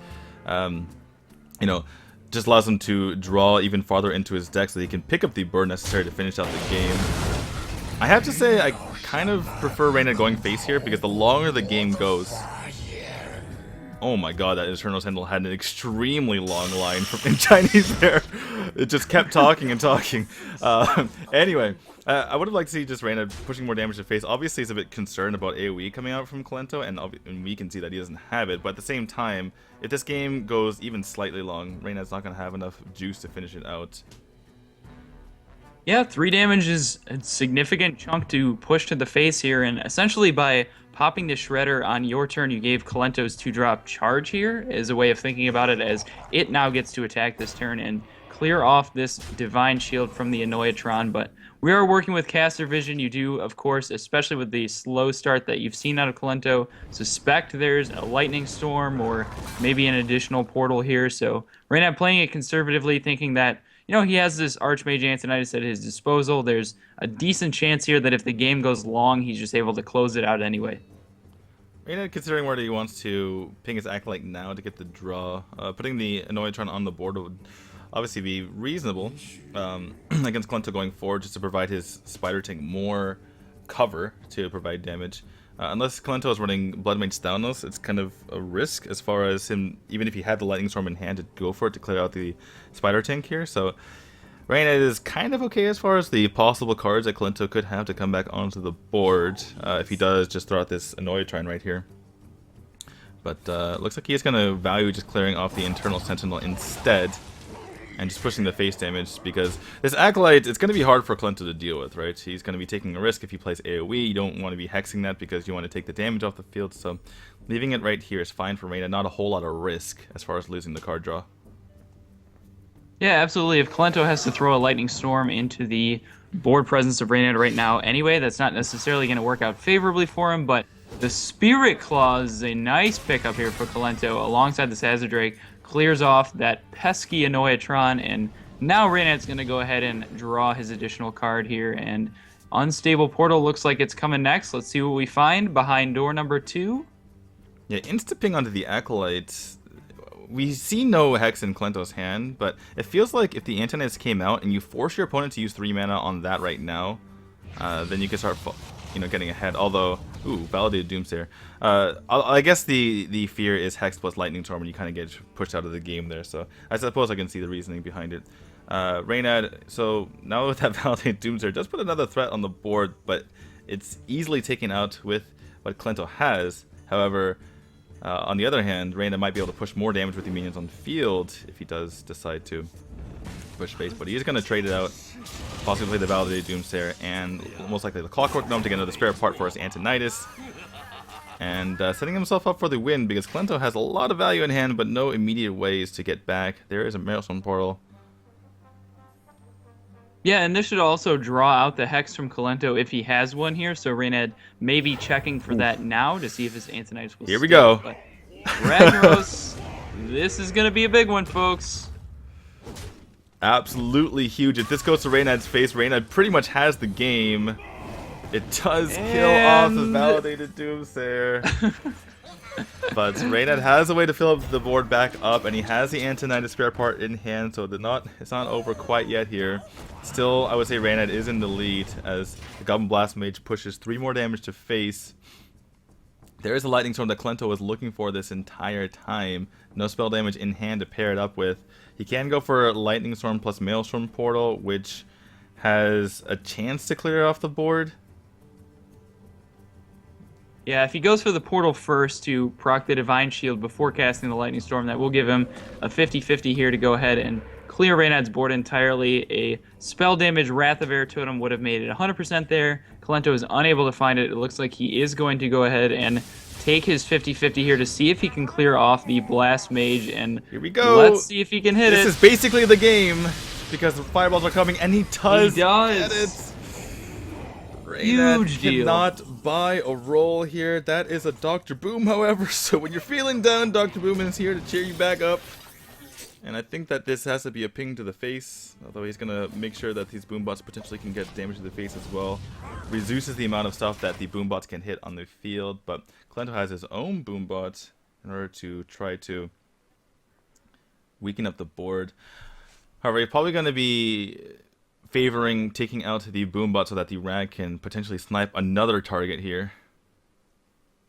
Yeah, I imagine that's the play. Dr. Boom, the perfect pickup for Reynad, as we just saw multiple instances of AoE come out for Kolento and one earlier in the game, so there's a decent chance these boom bots just stick here and potentially absorb a rag hit, and it looks like we are going to see a value trade. All right, Kolento is going to immediately lose his Stoneclaw Totem, but he is able to clear off both boom bots and loses the Healing Totem as well, and another critical 50-50. And that's the game. Reynad finally catches a break here, picks up the fireball off the top, and Dr. Boom will finish this game out. He takes his 6-3 lead. It wasn't pretty. It took a lot of effort and a lot of bad rolls there from Reynad, but he finally gets what he needed. Finally gets the hit to the face from the rag that he so desired, and boom, connects at 7 damage. Better late than never from Reynad's side, as he does eventually win one of those Ragnaros 50-50s, and it only took him one. In the position that he put himself, he was significantly far ahead in that game, so the Dr. Boom push to the face in tandem with the fireball cleans things up, and Reynad going to look to continue winning with this Mech Mage. Yeah, I do like the choice from Kolento going with the mid-range Shaman. However, just, you know, his hand, double Thunderbuff Valiant, Azure Drake, he eventually picked up Rag, you know, things from below, all that kind of good stuff to finish the game out, but not for the early game, and Reynad was able to push a lot of chip damage while Kolento was trying to catch up. And again, Reynad 6-3 in prime position to take this. I mentioned at the beginning of this match that, you know, Reynad kind of needed to take this match if he wanted to get out of his group, but Kolento in a similar position. The fact of the matter is, you know, even though he was 2-1, he's -3. So if he loses this match, he's going to be at 2-2 with a vastly negative score. And so that puts him in a really bad spot getting out of the group as well, because he's likely to lose any tiebreakers if he finds himself tied in match score with someone else. Yeah, so critical games upcoming here, and from Reynad's side, we see the double Mana Worm draw, so off to yet another explosive start here. And from Kolento's side, opening hand Ragnaros, not exactly what you're looking for, nor is the Eviscerate, but picking up the Backstab may potentially activate this Edwin here. This is actually something that, Firebat was talking about the other day in one of the highlights of his stream that I caught on YouTube. He's like, yeah, turns out that you put Rag into any deck these days. It's kind of like the old Dr. Boom. You put Rag in your deck and it immediately ups the win rate. And it looks like Kolento's subscribing to that theory here. Yeah, Ragnaros certainly one of the best cards in Standard, but don't see it quite as often in Wild. That being said, it is making an appearance here and could potentially do some work later in the game. But for now, Reynad is going to go ahead and develop the Annoyatron. Interestingly, I thought you might have seen an unstable portal there to buff these Mana Worms. Going to take it a little bit slower, probably because he pinked up this 3-drop, which the Annoyatron will now activate. Ooh, this is going to be a huge turn from Kolento here. Backstab into prep, eviscerate, Van Cleave. This is why he didn't backstab last turn, was waiting for this opportunity right here. This is going to be an 8-8 Van Cleave that Reynad has to deal with. Oh, man. So yeah, Reynad, just to answer your question, I think he was worried about Deadly Poison, taking one of his mana worms, so that's why he put that in front. But all of that consideration is dwarfed right now by this massive Van Cleave on the field. So he picks up off of this, gets an Ancient Mage? This is actually from the Classic Collection, so I should know the name of this. I'm actually ashamed that I don't. It gives +1 spell damage to adjacent minions. We haven't seen this in quite a while. It used to be like the what people put in their freeze mage to, just as like a joke, kind of, instead of the evolved kobold. I did not know that, but DTwo, the Hearthstone historian, knowledge coming in here. And honestly, this Edwin, as bad as it looks, and it was a fantastic tempo play for Kolento, obviously, it could be worse, as Reno does have two power minions on the board here. Kolento, certainly being the control deck in this situation between these two, probably looking to just go ahead and make a value trade here on one of the 2 power minions. The Fireball is going to be able to go ahead and clear this up here, so all in all, this could be worse from Reynad's side, and Kolento is low on resources because he expended so many to make this gigantic Edwin that he is actually going to need to pick up some card draw here, I imagine. Yeah, the nice thing for Kolento was that when he did go for the Edwin, it wasn't really a wasted turn, right? He threw away a lot of cards, but they were efficient, right? He used one to clear out the Neutron, he used the Eviscerate to clear out the Mana Worm, so he got a lot of tempo back while putting the Edwin on the field, and if he hadn't done so, facing down 2 Mana Worms as well as another minion on the field would have been just disastrous. Yeah, absolutely. And we are going to see the second Unearthed Raptor played here for Kolento, as he is looking to assert his board dominance. Definitely keying us off. This is, in fact, a N'Zoth rogue, given that he has those Raptors in the deck. But I don't think this particular matchup is going to be coming down to N'Zoth, as Reynad is going to go ahead and Unstable Portal a Starving Buzzard. Sometimes you roll high, and sometimes you get a Starving Buzzard when no beasts are in your deck, so that's just going to be a 2-mana 3/2 balance, as it were. Good old Starving Buzzard. That used to be the most. They gave Starving Buzzard the other treatment that they used to do as far as like massive nerfs. It used to be a 2-mana 2/1. It used to actually be way back in the day. It was a 2-mana 2/2. And then they preemptively made a 2-mana 2/1 that drew a card for every beast, and now it's a 5-mana 3/2, just because they're like, no, that card is never going to be a thing again. I figure give it that extra point of power really makes up for adding 3 to its mana cost. Makes total sense there in terms of balancing, but of course. Multiple 3-drops here potentially from Reynad's side, as Kolento is starting to take back this board position, and if he can hold it for just a couple turns more, then this Ragnaros is going to be activated here from Kolento's side, but looks like we are actually going to see the Shredder and the 2-mana Starving Buzzard to fill in the 6-mana curve spot here for Reynad instead. And on Kolento's side, he's going to pick himself up a Huckster. Kolento has interesting trades to make here. The backstab seems like it just fits with the Buzzard very well, but he could instead decide to go for it onto the Shredder and use the dagger attack, but he is getting somewhat low on health. Perhaps he feels like the only way he loses this game, especially with Rag in hand, is to just get burned down. Garrison Commander gets eaten up by the Unearthed Raptor pretty nicely. Undercity Huckster comes down. Kolento has taken board control right before his Rag turn, so this is looking pretty huge. Reynad needs to find, I don't know, Dr. Boom right now. Dr. Boom would be a nice one. Frostbolt, not the worst, but never called. I tried to do it. I tried to be prescient, look into the future. Could not do it. I don't have the power, unfortunately. But so instead we're going to see the Spider Tank as well as the Tinkertown Technician. A freeze or a stealth would be pretty good. Does get the rewinder here. Not going to be helping out too much. And I imagine Rag, good old Rag, going to come down right now.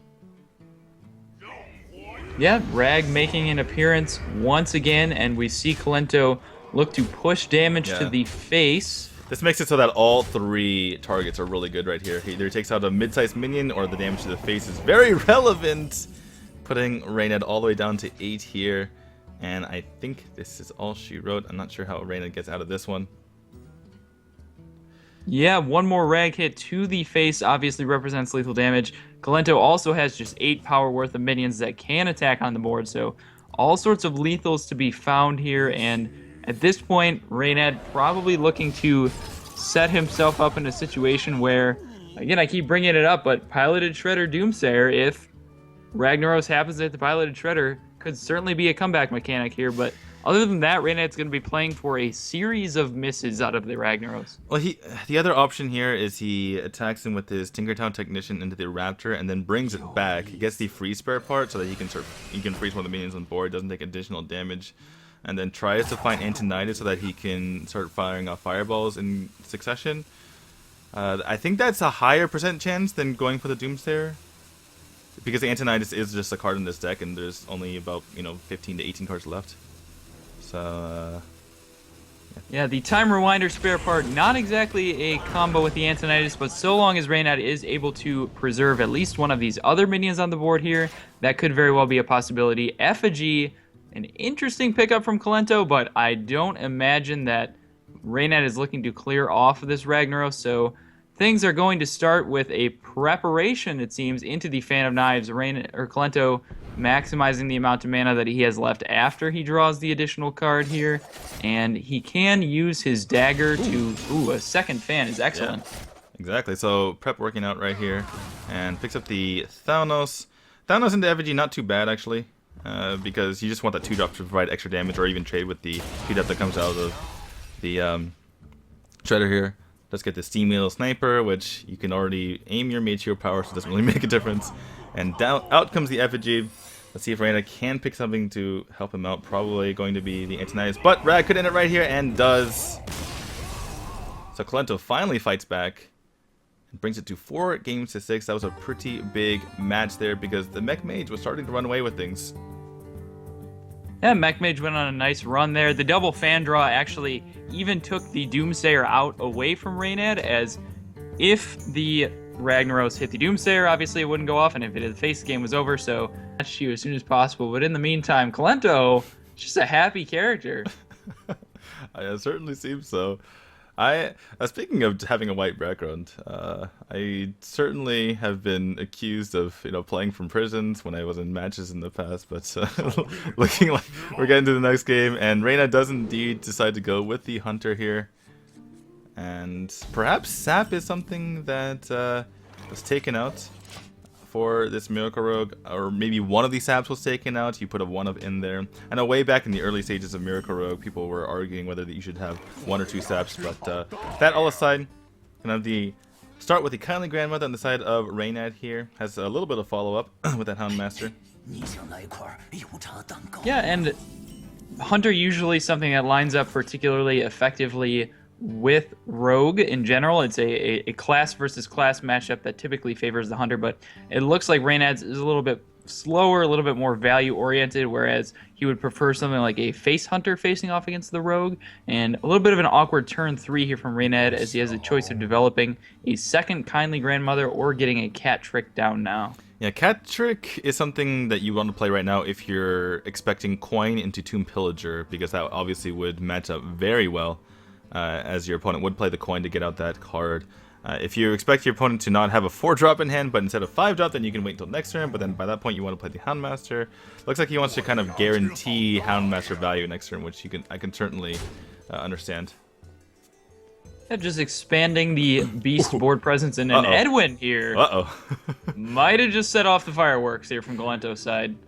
Well, the thing is, he could make a 10-10 if he wanted to, but does he want to use Eviscerate? Because it's not really too useful, right? You can attack him with your Undercity Huckster, you can just backstab the wolf that comes out, and then from there, what are you using Eviscerate on? So perhaps Kolento takes it slow this turn and waits a little bit.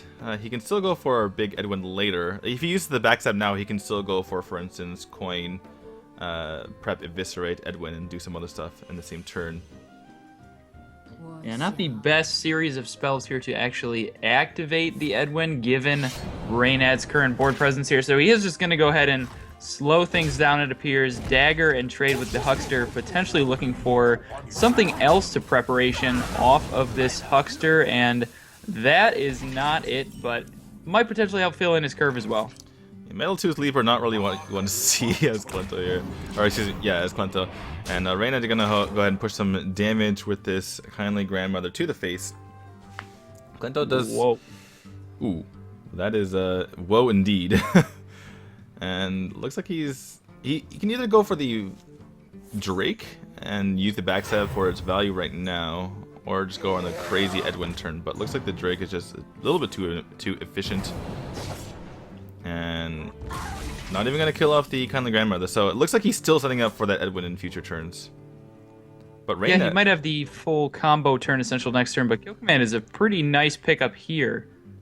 Yeah, Kill Command, Cat Trick seems reasonable. The Lothab is pretty good as well. When you're facing down an Azure Drake, you just say, well, if I play Lothab, I'm not really worried about spell damage, so I can see either coming out right now. The Cat Trick might be a little bit better to set up for the high main the following turn. And the other thing to consider is that Reynad probably wants as few minions on the board as possible if ever he wants to use this Deadly Shot. And we do see if Kolento goes off with that Edwin right now, then the Deadly Shot's going to be coming out right away. Piloted Shredder picked up from Kolento, and he's really just looking for spells to actually maximize the value of these preparations. Something like a Fan of Knives here would be a decent pickup, but just some way to justify actually going off with these preparations. In the meantime, you could potentially just see him run out the Piloted Shredder here, or perhaps two of his smaller minions in the Metal Tooth Leaper plus the Undercity Huckster, but currently it still doesn't look like we have the Edwin combo turn we're looking for. Yeah, the issue with the Undercity Huckster plus the Metal Tooth Leaper is that Reynad can value trade, and then Kolento's putting his face into the Kindly Grandmother anyway. But we're gonna see the preps come out here. The Cat Trick's getting, or the Cat in the Hat is gonna come onto the field here. So looks like this is time for Kolento to go off in his Edwin Van Cleef, and that means it's going to be an 8-8 on the field. But as we see, Reynad's been holding on to this Deadly Shot. This does prevent him from playing out his high main, but still, you're feeling okay about taking on 8-8 with 3 mana. I mean, in all fairness, Kolento only spent 3 mana to make it, but that being said, that's just the power of Edwin. You still have to respect it with the Deadly Shot, even when it comes at the opportunity cost of missing the Savannah high main development this next turn. And Reynad still has somewhat of a curve here, going into turn 7 Lothab plus hero power into turn 8 high main plus hero power. I think I just puked in my mouth. A Ram Wrangler is not what you want to see right now. Alright, well, the Belcher is a pretty nice pickup here for Kolento. That will stop the Cat in the Hat right in its tracks. And now Reynad picks up a 2-drop to pair with a Lothab if he decides to maximize his mana right now. Could just go for that. Could go for that with the high main and the hero power the following turn. The nice thing about Lothab this turn is that it will likely allow the Mad Scientist to live to be able to attack into the Belcher if the Belcher trades into the Cat in the Hat, because obviously the spells are going to be a bit more expensive. Yeah, absolutely, and it looks like he is going to go ahead and go for the Lothab plus the Mad Scientist play here. Cat in the Hat obviously does not have any great trades at the moment, so going to go ahead and pass it back to Kolento. There's the Fan of Knives that perhaps he was looking for earlier on the game. Currently, it is denied by the Lothab, so the Piloted Shredder plus the Metal Tooth Leaper synergizing with the Piloted Shredder. Full wombo combo here from Kolento, as back to Reynad. It looks like finally we might get this high main down. Yeah, the nice thing that Reynad has developed for himself here is that he's still at 30 health, so putting on his high main means that Kolento has to deal with it. He can't just ignore and start racing. And typically when you have 9 power on the board, you have the option a lot of times to start racing, but not in this case. Facing down these 2 minions here. Rag is a possibility though for Kolento here, and so is the possibility for prep into Fan. If he wants to use the Metal Tooth Leaper to take out the Lothab. He can attack with the Metal Tooth Leaper into the Lothab first, and even if it is the Freezing Trap, he can still utilize the Pilot Shredder afterward. Realize this is not explosive, misdirection, bear, or freezing there. Yeah, so it goes a long way in reducing the chances and bringing him to the deduction that it might be Cat, and if he thinks it is Cat, this certainly makes the Ragnaros play more appealing than going for something with the Fan of Knives. And wow, that's actually a potentially very high impact draw in a rogue deck. Rag does miss, however, very unfortunate. Even the Fiery Bat in Reynad's deck for that extra death battle value. So, Reynad, looks like it's time to just push face and develop everything onto the board. Next turn, if your minions get cleared off, you do have that in the Zoth, but he is afraid of this Sorcerer Apprentice. I suppose if he does get off the Zoth next turn, then he just has enough damage to finish out the game, so I guess that certainly makes sense as well. Too much threat out of that Sorcerer Apprentice here. Yeah, showing the power of N'Zoth here, that even with closing in on lethal, he just doesn't really worry too much about this Ragnaros. As you know, if his minions die, they're just going to be coming right back, and he's just going to have bodies on bodies to absorb these Ragnaros blows, so long as the unfortunate circumstance of having the Ragnaros hit face repeatedly doesn't arise. Well, Kolento is going to find this cat trick coming out. If he can find another fan, that would be pretty nice for him. Although, has he used both fans? Has he used the fan earlier, I should say? I do believe that was the first fan he was able to pick up. And it looks like he found himself a Dr. Boom, which could be helpful here, but... Can he survive, actually? Yeah, he doesn't have any way to immediately address the board, and if he can't get the High Mane or the Cat off, that's actually just going to be lethal damage with the hero power, so the N'Zoth actually not going to be a factor here, as I don't see any way he makes it to another turn. Yeah, obviously minions are not a way to come back onto the board unless they have some sort of immediate effect, which these do not. And I don't think I don't think any rag hit will save him. Yeah, that's just going to be game. And Reynad taking a 7-4 lead in the series, only 2 games away from closing this out. Well played there again from Reynad. It's very interesting because it's so tempting to push that high main damage to the face, but realizing that the only way that he gets his board clear there is if, you know, getting the massive spell reductions from that Sorcerer Apprentice, realizes he had the massive refill onto the board the following turn, even if somehow miraculously his board gets cleared, and so plays for the next couple turns and works out perfectly well for him. Yeah, absolutely, and so gets to run back the Hunter deck once more here. And you know, I talked about earlier, I've been consistently impressed by the Hunter builds and their performance in these best of 17 wild matches, and you see it again as Reynad is potentially looking to close this series out with a couple more wins off the back of the Hunter. Looks like we have a couple of people in the chat a bit confused. So this is a best of 17, guys. Obviously we're playing wild here, and last hero standing, so that's why we are going to the distance here. Reynad's still up 7-4, but not quite made it yet to the finish line. 9 games is required to finish this one out as he goes off this time against the Druid. And you know Kolento's in a bit of trouble because he's picking the Druid into a matchup that's not typically favored. That screams to me that his last Warlock deck is going to be the Reno, so Reynad in prime position to take this, and he wants as many games as possible, by the way. If he's able to take the next 2 games and get a 9-4 score in his hand, then he's going to be almost back to even as far as game plus minus is concerned. Yeah, and as much as this is an unfavorable matchup on Kolento's side, having the Innervate into the Mire Keeper here is a start that you're looking for, particularly on the play, as Kolento going to lead him nicely into a swipe if Reynad opts not to trade here and pushes face damage. The swipe will be able to clear off both the Fiery Bat and any other minion that Reynad developed, but he is going to go for the Eagle Horn Bow this turn as he is at a loss for additional minions to play, so he's going to go ahead and clear off that Mire Keeper, push 2 damage to the face with the Fiery Bat. Well, the Wild Growth comes out for Kolento just on time for a couple of reasons. Obviously, he wants to have that now rather than a bit later after he's already, you know, picked up some stuff to do with his minions. But the other reason for that is because as the Hunter, you typically want to get out the cat trick before they play a Wild Growth, because it's kind of like a punish, right? You play the cat trick, and then you go, ha, you have Wild Growth, you cheated mana, but now you have to deal with a 4-2 right away. So Reynad able to get that out in time. And now he values getting that out over the Kindly Grandmother for obvious reasons. The spells are the Malygos Druid's lifeblood here. Yeah, and Snipe could have been a very unfortunate outcome there for Kolento, given how quickly and how much he had to just slam the Azure Drake there, but it is Cat Trick, and looks like Kolento is now going to proc it with this Raven Idol. And has a swipe in hand to take out the Cat in a Hat right away, so this is pretty huge. Reynad is not going to be happy when he sees this. Yeah, excellent synergy here between the Azure Drake and the swipe, clearing off the stealth 4-2 body here, and Kolento is pretty quickly ramping himself just into the Malygos turn here, and we see the deadly shot in Reynad's hand. This could very well come down to whether or not Kolento has anything else on the board by the time he develops the Malygos. Yeah, in the meantime, though, he is taking quite a significant lead because of this swipe. We'll see if a 3-2 comes out. That would be pretty huge. Speaking of the Shredder, because the Moonfire will be able to take it out. Also, an argument whether or not he should take it out with the Moonfire at all.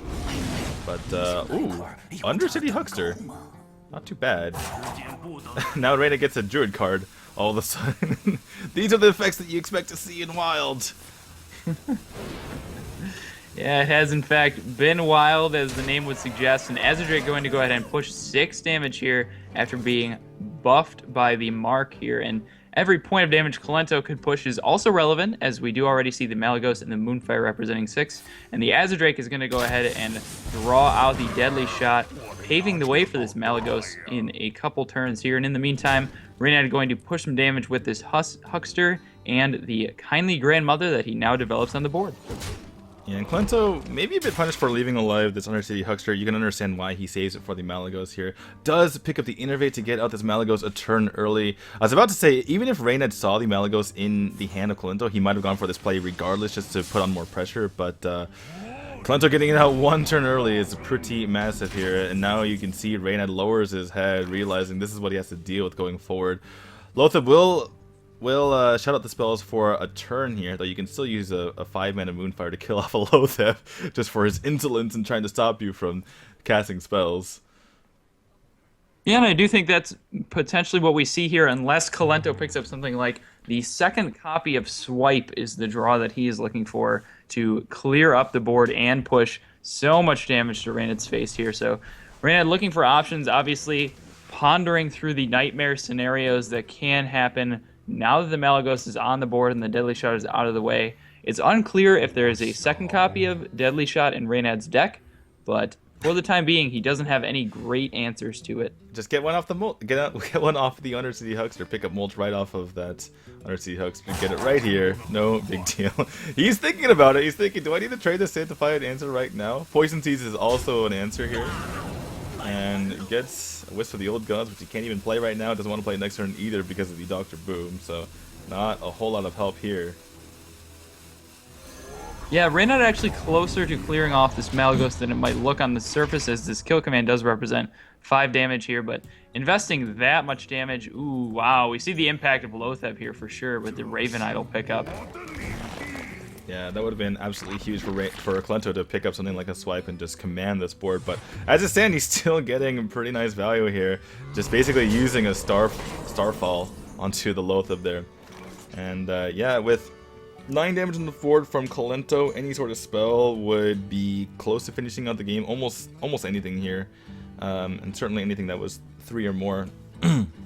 So, Reynad kind of just needs to ignore this Malygos from here on out and hope that he doesn't die from it. Yeah, I mean, you're at the point where you can no longer afford to play around basically any spell from Kolento, so he's just going to go ahead and start his own proactive game plan here, which is developing the Dr. Boom, pushing potentially 4 damage to the face if he chooses to attack with this Eagle Horn, and actually going to go ahead and make a trade with it, it looks like. He's very clearly uncertain, but he has to be calculating how quickly he can assemble his own lethal in this game at this point. Reynad, as has been his custom thus far, is looking at the trades a lot more often than perhaps it would suggest based on his win condition. I feel like he needs to go face here, but Kolento picks up the Nourish. It feels like this game is about to end here. Has multiple draws for the win. Has 6 damage on the field already. Just needs a bit more. Bite is... Oh, well, there's 6 from the... Wait. Didn't Wisp of the Old Gods? Wasn't that lethal? Because he adds 6. Or no, he adds... Yeah. No, he adds 4. Sorry, yeah. It's the same thing as Bite. But Swipe is going to finish it out anyway. There's the Swipe. That'll take care of it, and Kolento is going to go ahead and wrap this one up. Nice sequencing there. You want to be idling first, as he gave him an additional out of finding Starfire off the idol. If he led with Nourish, you would not have had the mana to cast that one. So properly sequenced ultimately doesn't matter, as Kolento finishes off with the Swipe found off of the Nourish. Yep, that's a big win for Kolento there, able to take out the Hunter before it takes out his most likely Reno log after that game, so prevents Reynad from potentially taking the series 9 games to 4. And now Reynad in a position where he needs to take out the Druid, and that's a bit of a tougher proposition. Druid obviously a very well-rounded deck. Looking at Reynad's decks, he does have Druid, Priest, Warlock, Warrior, and just looking at that, not a obvious counter. I suppose the Zoo would be pretty reasonable right now. Looks like he's already chosen his deck, already knows what he's going for, and with the Warlock choice, yeah, it is going to be the Zoo here.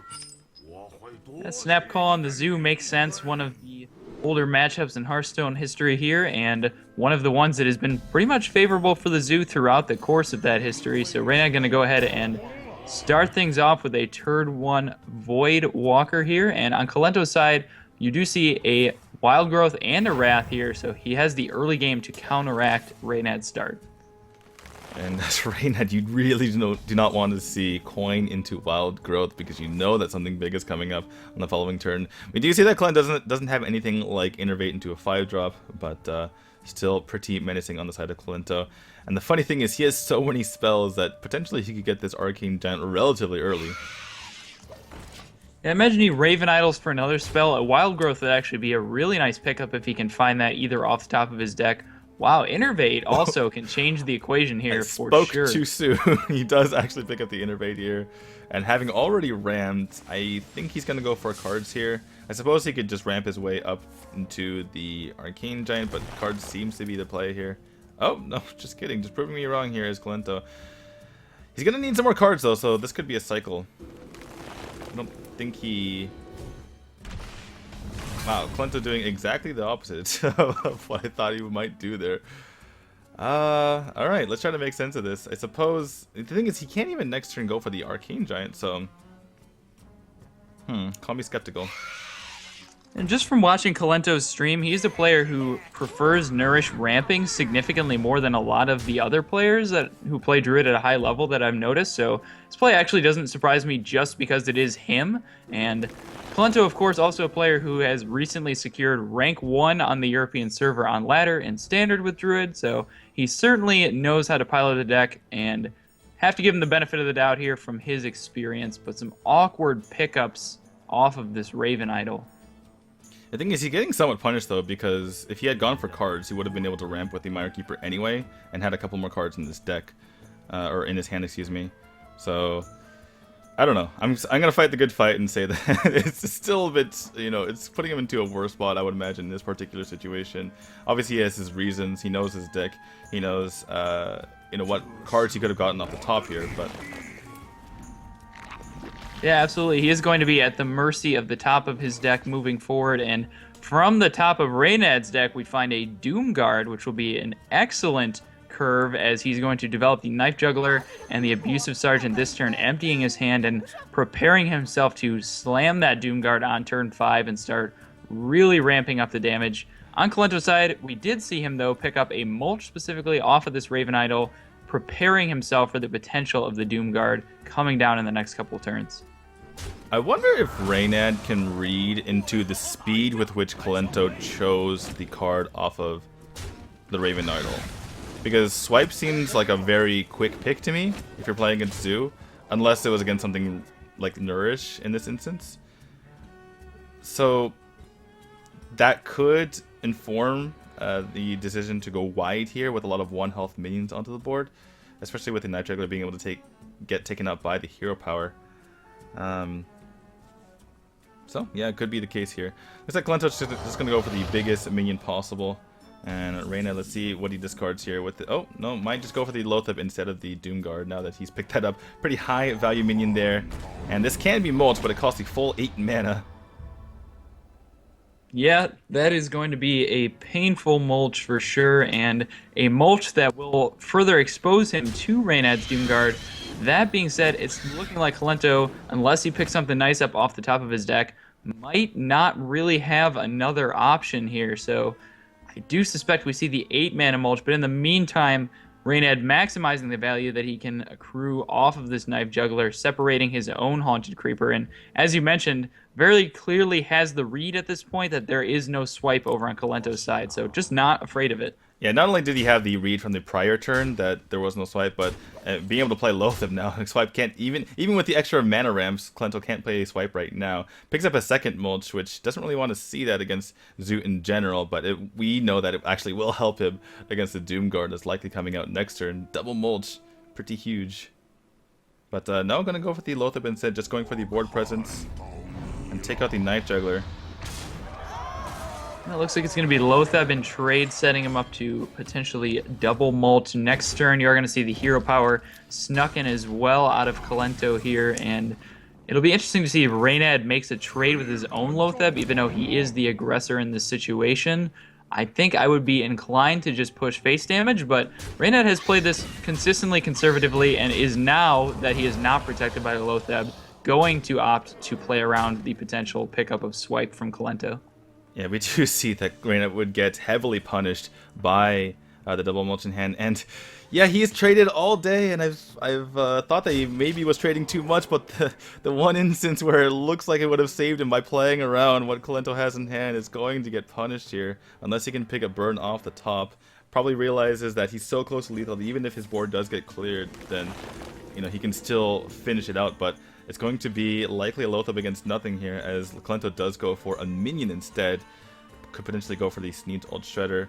Doesn't have the opportunity to play a minion as well, play any of these minions with the mulches in hand, and I imagine both of these mulches are coming down, so it just goes for the highest value minion right now.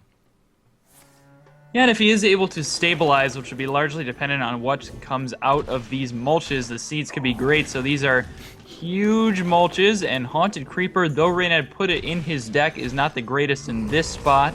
Neither is the Stable Master, so all in all, those are favorable outcomes for Kolento, and he's maybe one or two draw steps away from stabilizing here. It's still just, a couple of minions that you can put on the board to apply pressure, especially if you are worried about something like Power of Whelming. So being able to play some of these minions out. Unfortunately, Reynad can't play all of them. What he can do is play the Void Walker as well as the Stable Master just for maximum damage on the field, and hope that Kolento doesn't have any more removal options so he can push that damage in. Reynad also had the option of playing both of his 1-drops and the Haunted Creeper, and then making his Haunted Creeper immune with the Stable Master. Right, but I just want to put it out there. I'm just saying that was an option. Yeah, not even sure you want to make that immune. Kolento is somewhat of an awkward draw here because he can't play the Feral Rage with his Siege Old Shredder, so gonna go for the risky play here. Gonna be stuck at 7 health while his opponent has 5, and playing against the Zoo, that's really scary to say the least. Let's see if he picks it up, and there it is. Reynad's going to finish out this game. Looks like the Smorg plan worked in the end, and he's going to be on match point now. Yeah, I like the play here from Kolento, to be fair. I think he did have to make a calculated risk here that he could feign lethal damage one turn, and if he's able to pull ahead on the board just a little bit on the back of that Sneeds, then the Feral Rage would go ahead and secure his winning position in that game. Obviously, you somewhat expect to die there from the Druid position, as 3 cards from a Zoo, if he tapped into a third one, is typically enough to push 2 damage, but he had to take a calculated risk there, and didn't work out that time. Yeah, exactly. If he had played the Feral Rage, then at that situation, Reynad could either trade or go face there, and Kolento's forced to trade with his Loatheb on the back end. He would need to pick up something off the top, and you're sitting in there with no board, and Reynad had a minion already in hand that he can play with 2 more. You're facing 3 minions down, and you have nothing in hand. It's probably a recipe for disaster as well, so you can understand why Kolento took that risk. Unfortunately, did not work out for him, and we have a pretty classic matchup on our hands here. It's going to be the Zoo Lock versus the Reno Lock here, and even though the Reno Lock has all the answers for the Zoo, they're all one-ofs, and when this matchup was very popular in the past pre-standard, a lot of pros mentioned that they favored the Zoo in this matchup. Yeah, I think just the consistency of the Zoo does make it at an advantageous position here, and Darkshire Councilman on turn 2 is one of the key reasons why, as coining that out, which I suspect Reynad will do next turn, represents so much damage in a hurry, and 5 toughness is just so awkward for the Reno Lock to try and deal with.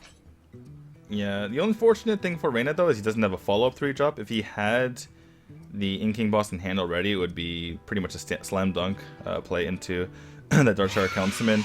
Perhaps he feels like he needs to go into this implosion in the near future.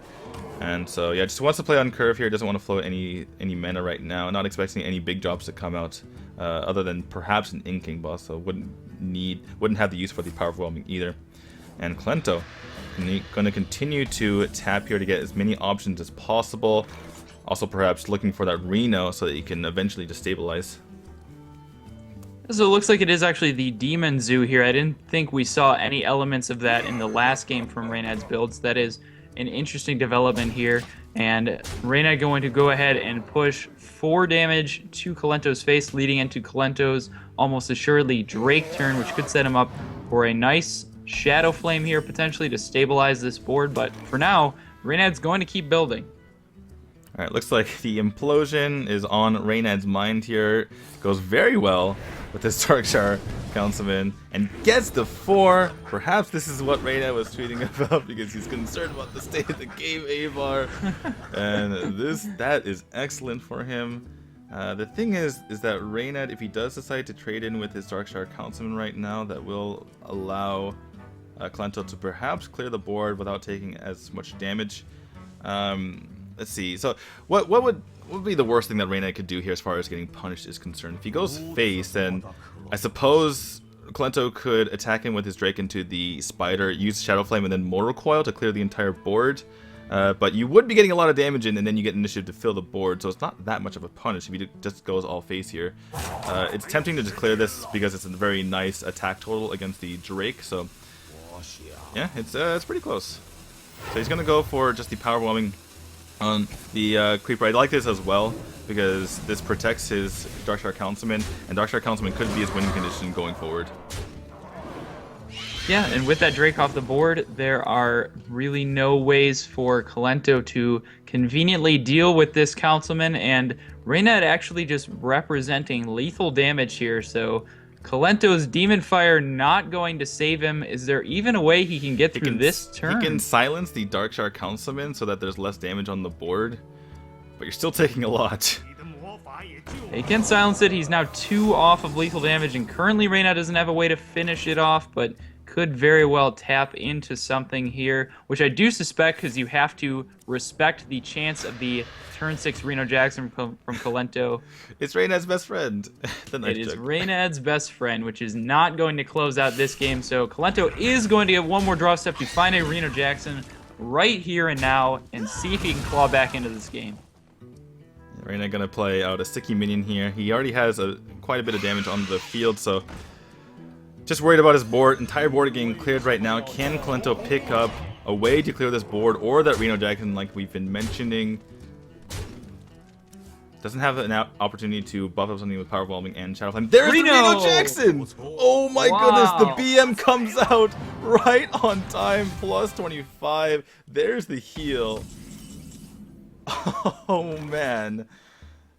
What a ridiculous card off the top there for Kolento. Reynad had the game in his grasp. No answer there for Kolento other than the Reno Jackson. And all of a sudden it looks like Kolento potentially could be getting rich here, as there is a Twisting Nether in his hand, which is one copy of AoE that's particularly effective against Zoo. And if you can get to the late stages of the game anyway, he has the Doomsayer to follow it up if he can stabilize. He has Jiraxis to pull ahead. He just needs to navigate through these next couple of turns, and he has all the resources he needs to actually go ahead and close this one out here. So right now he's weighing all of his options on how to best maximize all of these cards in his hand. Yeah, this game all of a sudden got really complicated for Reynad. Whereas before, he just needed to push for that lethal damage and hope that the Reno wasn't in hand.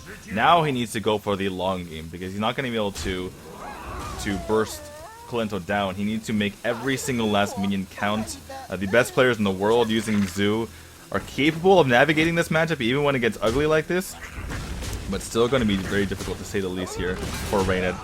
Again, he's just going to need to use the fact that his minions are extremely efficient as they trade into Kolento's minions here, and just kind of overwhelm while Kolento only has, specific answers that don't always match up.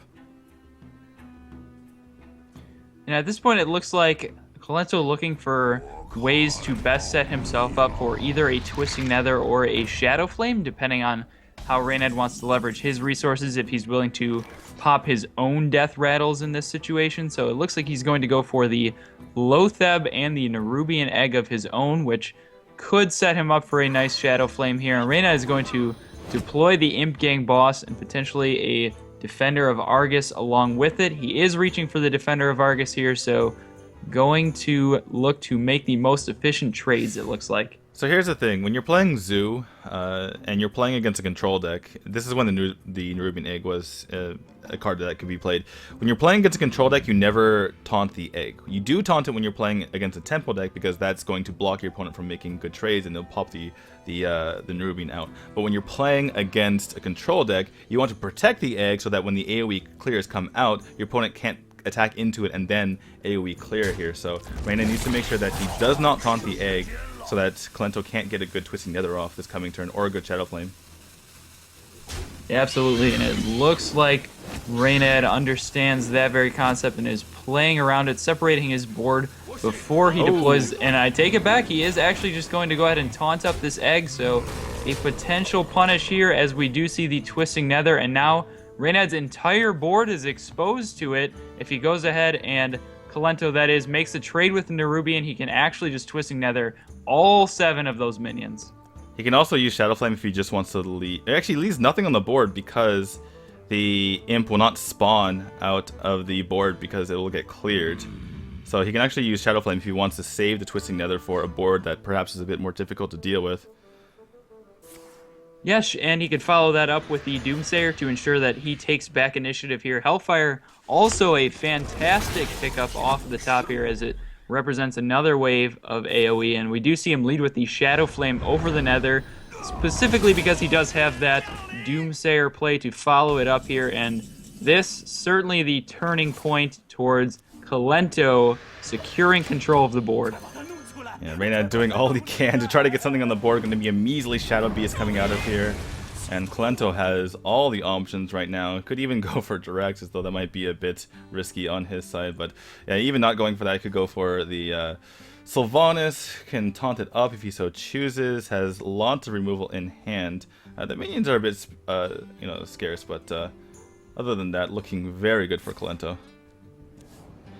Yeah, he even has the luxury of weaving in some taps here. Going to find himself a Mortal Coil, cycle that, dig 1 card deeper, and drop this Sylvanas on the board as well. Sylvanas, a fairly annoying card for Zoo to deal with, and Reynad right now trying to figure out what are his outs, as they are few and far between. But with the Reno Jackson out of the way, Kolento's life total, from Reynad's perspective at least, could still look fairly finite. Of course, he doesn't know that Kolento has the Jiraxis at his disposal, so he's going to look to find opportunities to push lethal points of damage with this Doomguard and Power Overwhelming. Ooh, Shredder picked up here for Kolento. Can deploy that with the Defender of Argus. Get a value trade on the Lotheb so that this Sylvanas continues being a nuisance. And, oh, no, just kidding, just goes face. Why not? Just go to face. Just finish out this game. There's no way for Reynad to get through this. You don't really want silence these days. It's just too expensive. Mal'Ganis comes into the head of Reynad, but that's more fuel for Sylvanas potentially. And yeah, I don't see Reynad getting out of this one. Kolento deciding Reynad not conceding this game yet is more of a nuisance to him, so he's going to go ahead and look to close it out by pushing those 6 damage to the face, representing lethal on the follow-up potentially, and we're going to see a Power Overwhelming onto a Lotheb here, which is going to... Okay, so he's looking to give basically a minion that's going to die at the end of the turn off of the Sylvanas, throw out the Implosion. It rolls 4, so that is a plus, and Reynad does have a couple of tools at this point. Maybe I spoke too soon. Maybe Reynad has a bit of a chance in this game. There's only 7 3 damage. power. Only 3 power on the board. There's 7 on the side of Reynad, plus 5 coming from the Doomguard here. Obviously, you can make these Imps and the Voidcaller a lot bigger with the Mal'Ganis. Is there a way for Reynad to pull off the impossible and come back here? Mal'Ganis would buff this board quite a bit. But I imagine that Kolento is going to start the trading. Yeah, I imagine that's the case. Obviously, Kolento, now that he has seen the Voidcaller, surely the card on the top of his mind right now, the one way that he can lose in his mind is that Mal'Ganis, so he's going to go ahead and clear off some Imps here, and Could we potentially see Kolento get a little bit punished for pushing that 6 damage to the face with the Sylvanas? Yeah, he's playing risky as well, putting the Imp King boss on the field rather than going for the Sunfury Protector. Perhaps wants to save that for Diraxis if he ever deploys that. But is there some sort of wacky lethal here with Doomguard and the Mal'Ganis? So he... Because the Mal'Ganis would buff everything up, right? So trades in with a Void Caller, gets the Mal'Ganis out. But now his other Void Caller can't die to the Boombot.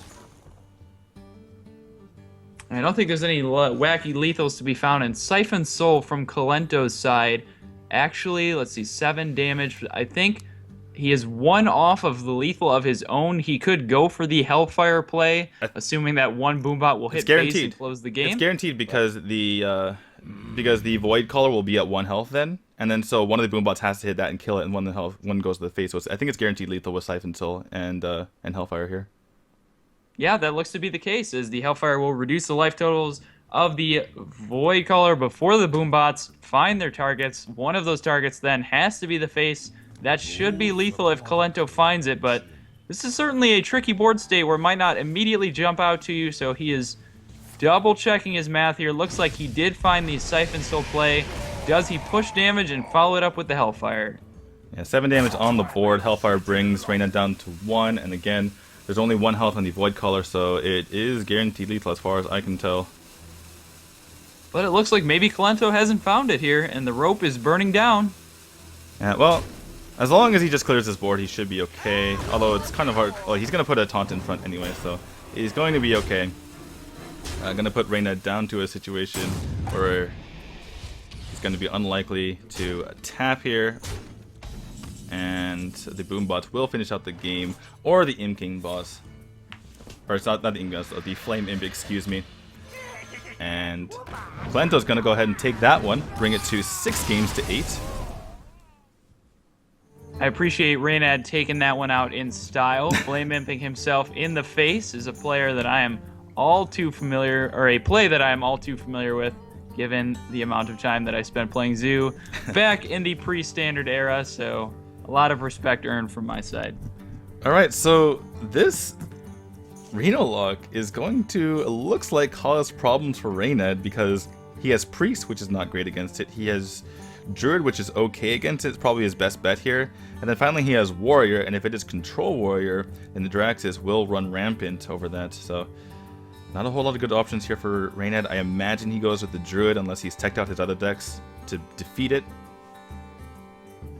Yeah, Patron seems to be the popular warrior pick from our competitors in the full wild format here, which also is a relatively unfavorable matchup against the Malylock, as Malylock does have Hellfire, which is fantastic against Patrons, alongside the Shadow Flame and Twisting Nether. So yeah, it's really possibly going to be on the back of this Druid to actually close this thing out, and we see an excellent start from Reynad here with the Innervate and the Wild Growth in the opener on the Druid side.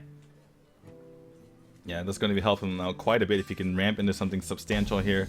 Mulch can be pretty useful for a way to deal with some of the larger minions in Kolento's deck a bit down the road, not now, obviously. It does pick up a Dr. Boom to be able to ramp into. Cannot do that this coming turn, though, with only 4 mana. First world problems for Zoo. Cannot, or excuse me, for the Druid. Cannot ramp into Dr. Boom on turn 3. Feels bad. That being said, I believe that still qualifies as the something substantial you were looking for, as Dr. Boom on 4 after the Wild Growth and the Innervate acceleration here is very possibly going to run away with the game, as BGH is something we typically don't see anymore out of Malylock. Yeah, it's a card you can still include. One of the few decks that can include it because there's not a whole lot of space to run everything. Reynad has given Kolento the opportunity to potentially go for Mortal Coil on its own egg here, decides to pass it up, and now we are likely going to see the Innervate into Dr. Boom. Yeah, that's a decent turn 4 here, as Reynad now has 10 power on the board, pushing 1 more in with this sapling, and basically looking to try and present a lethal situation here before Kolento even has the opportunity to dig effectively enough to find the Reno Jackson here. There is actually a way for Kolento to clear this, so he can go power overwhelming on his egg and then go coin Hellfire.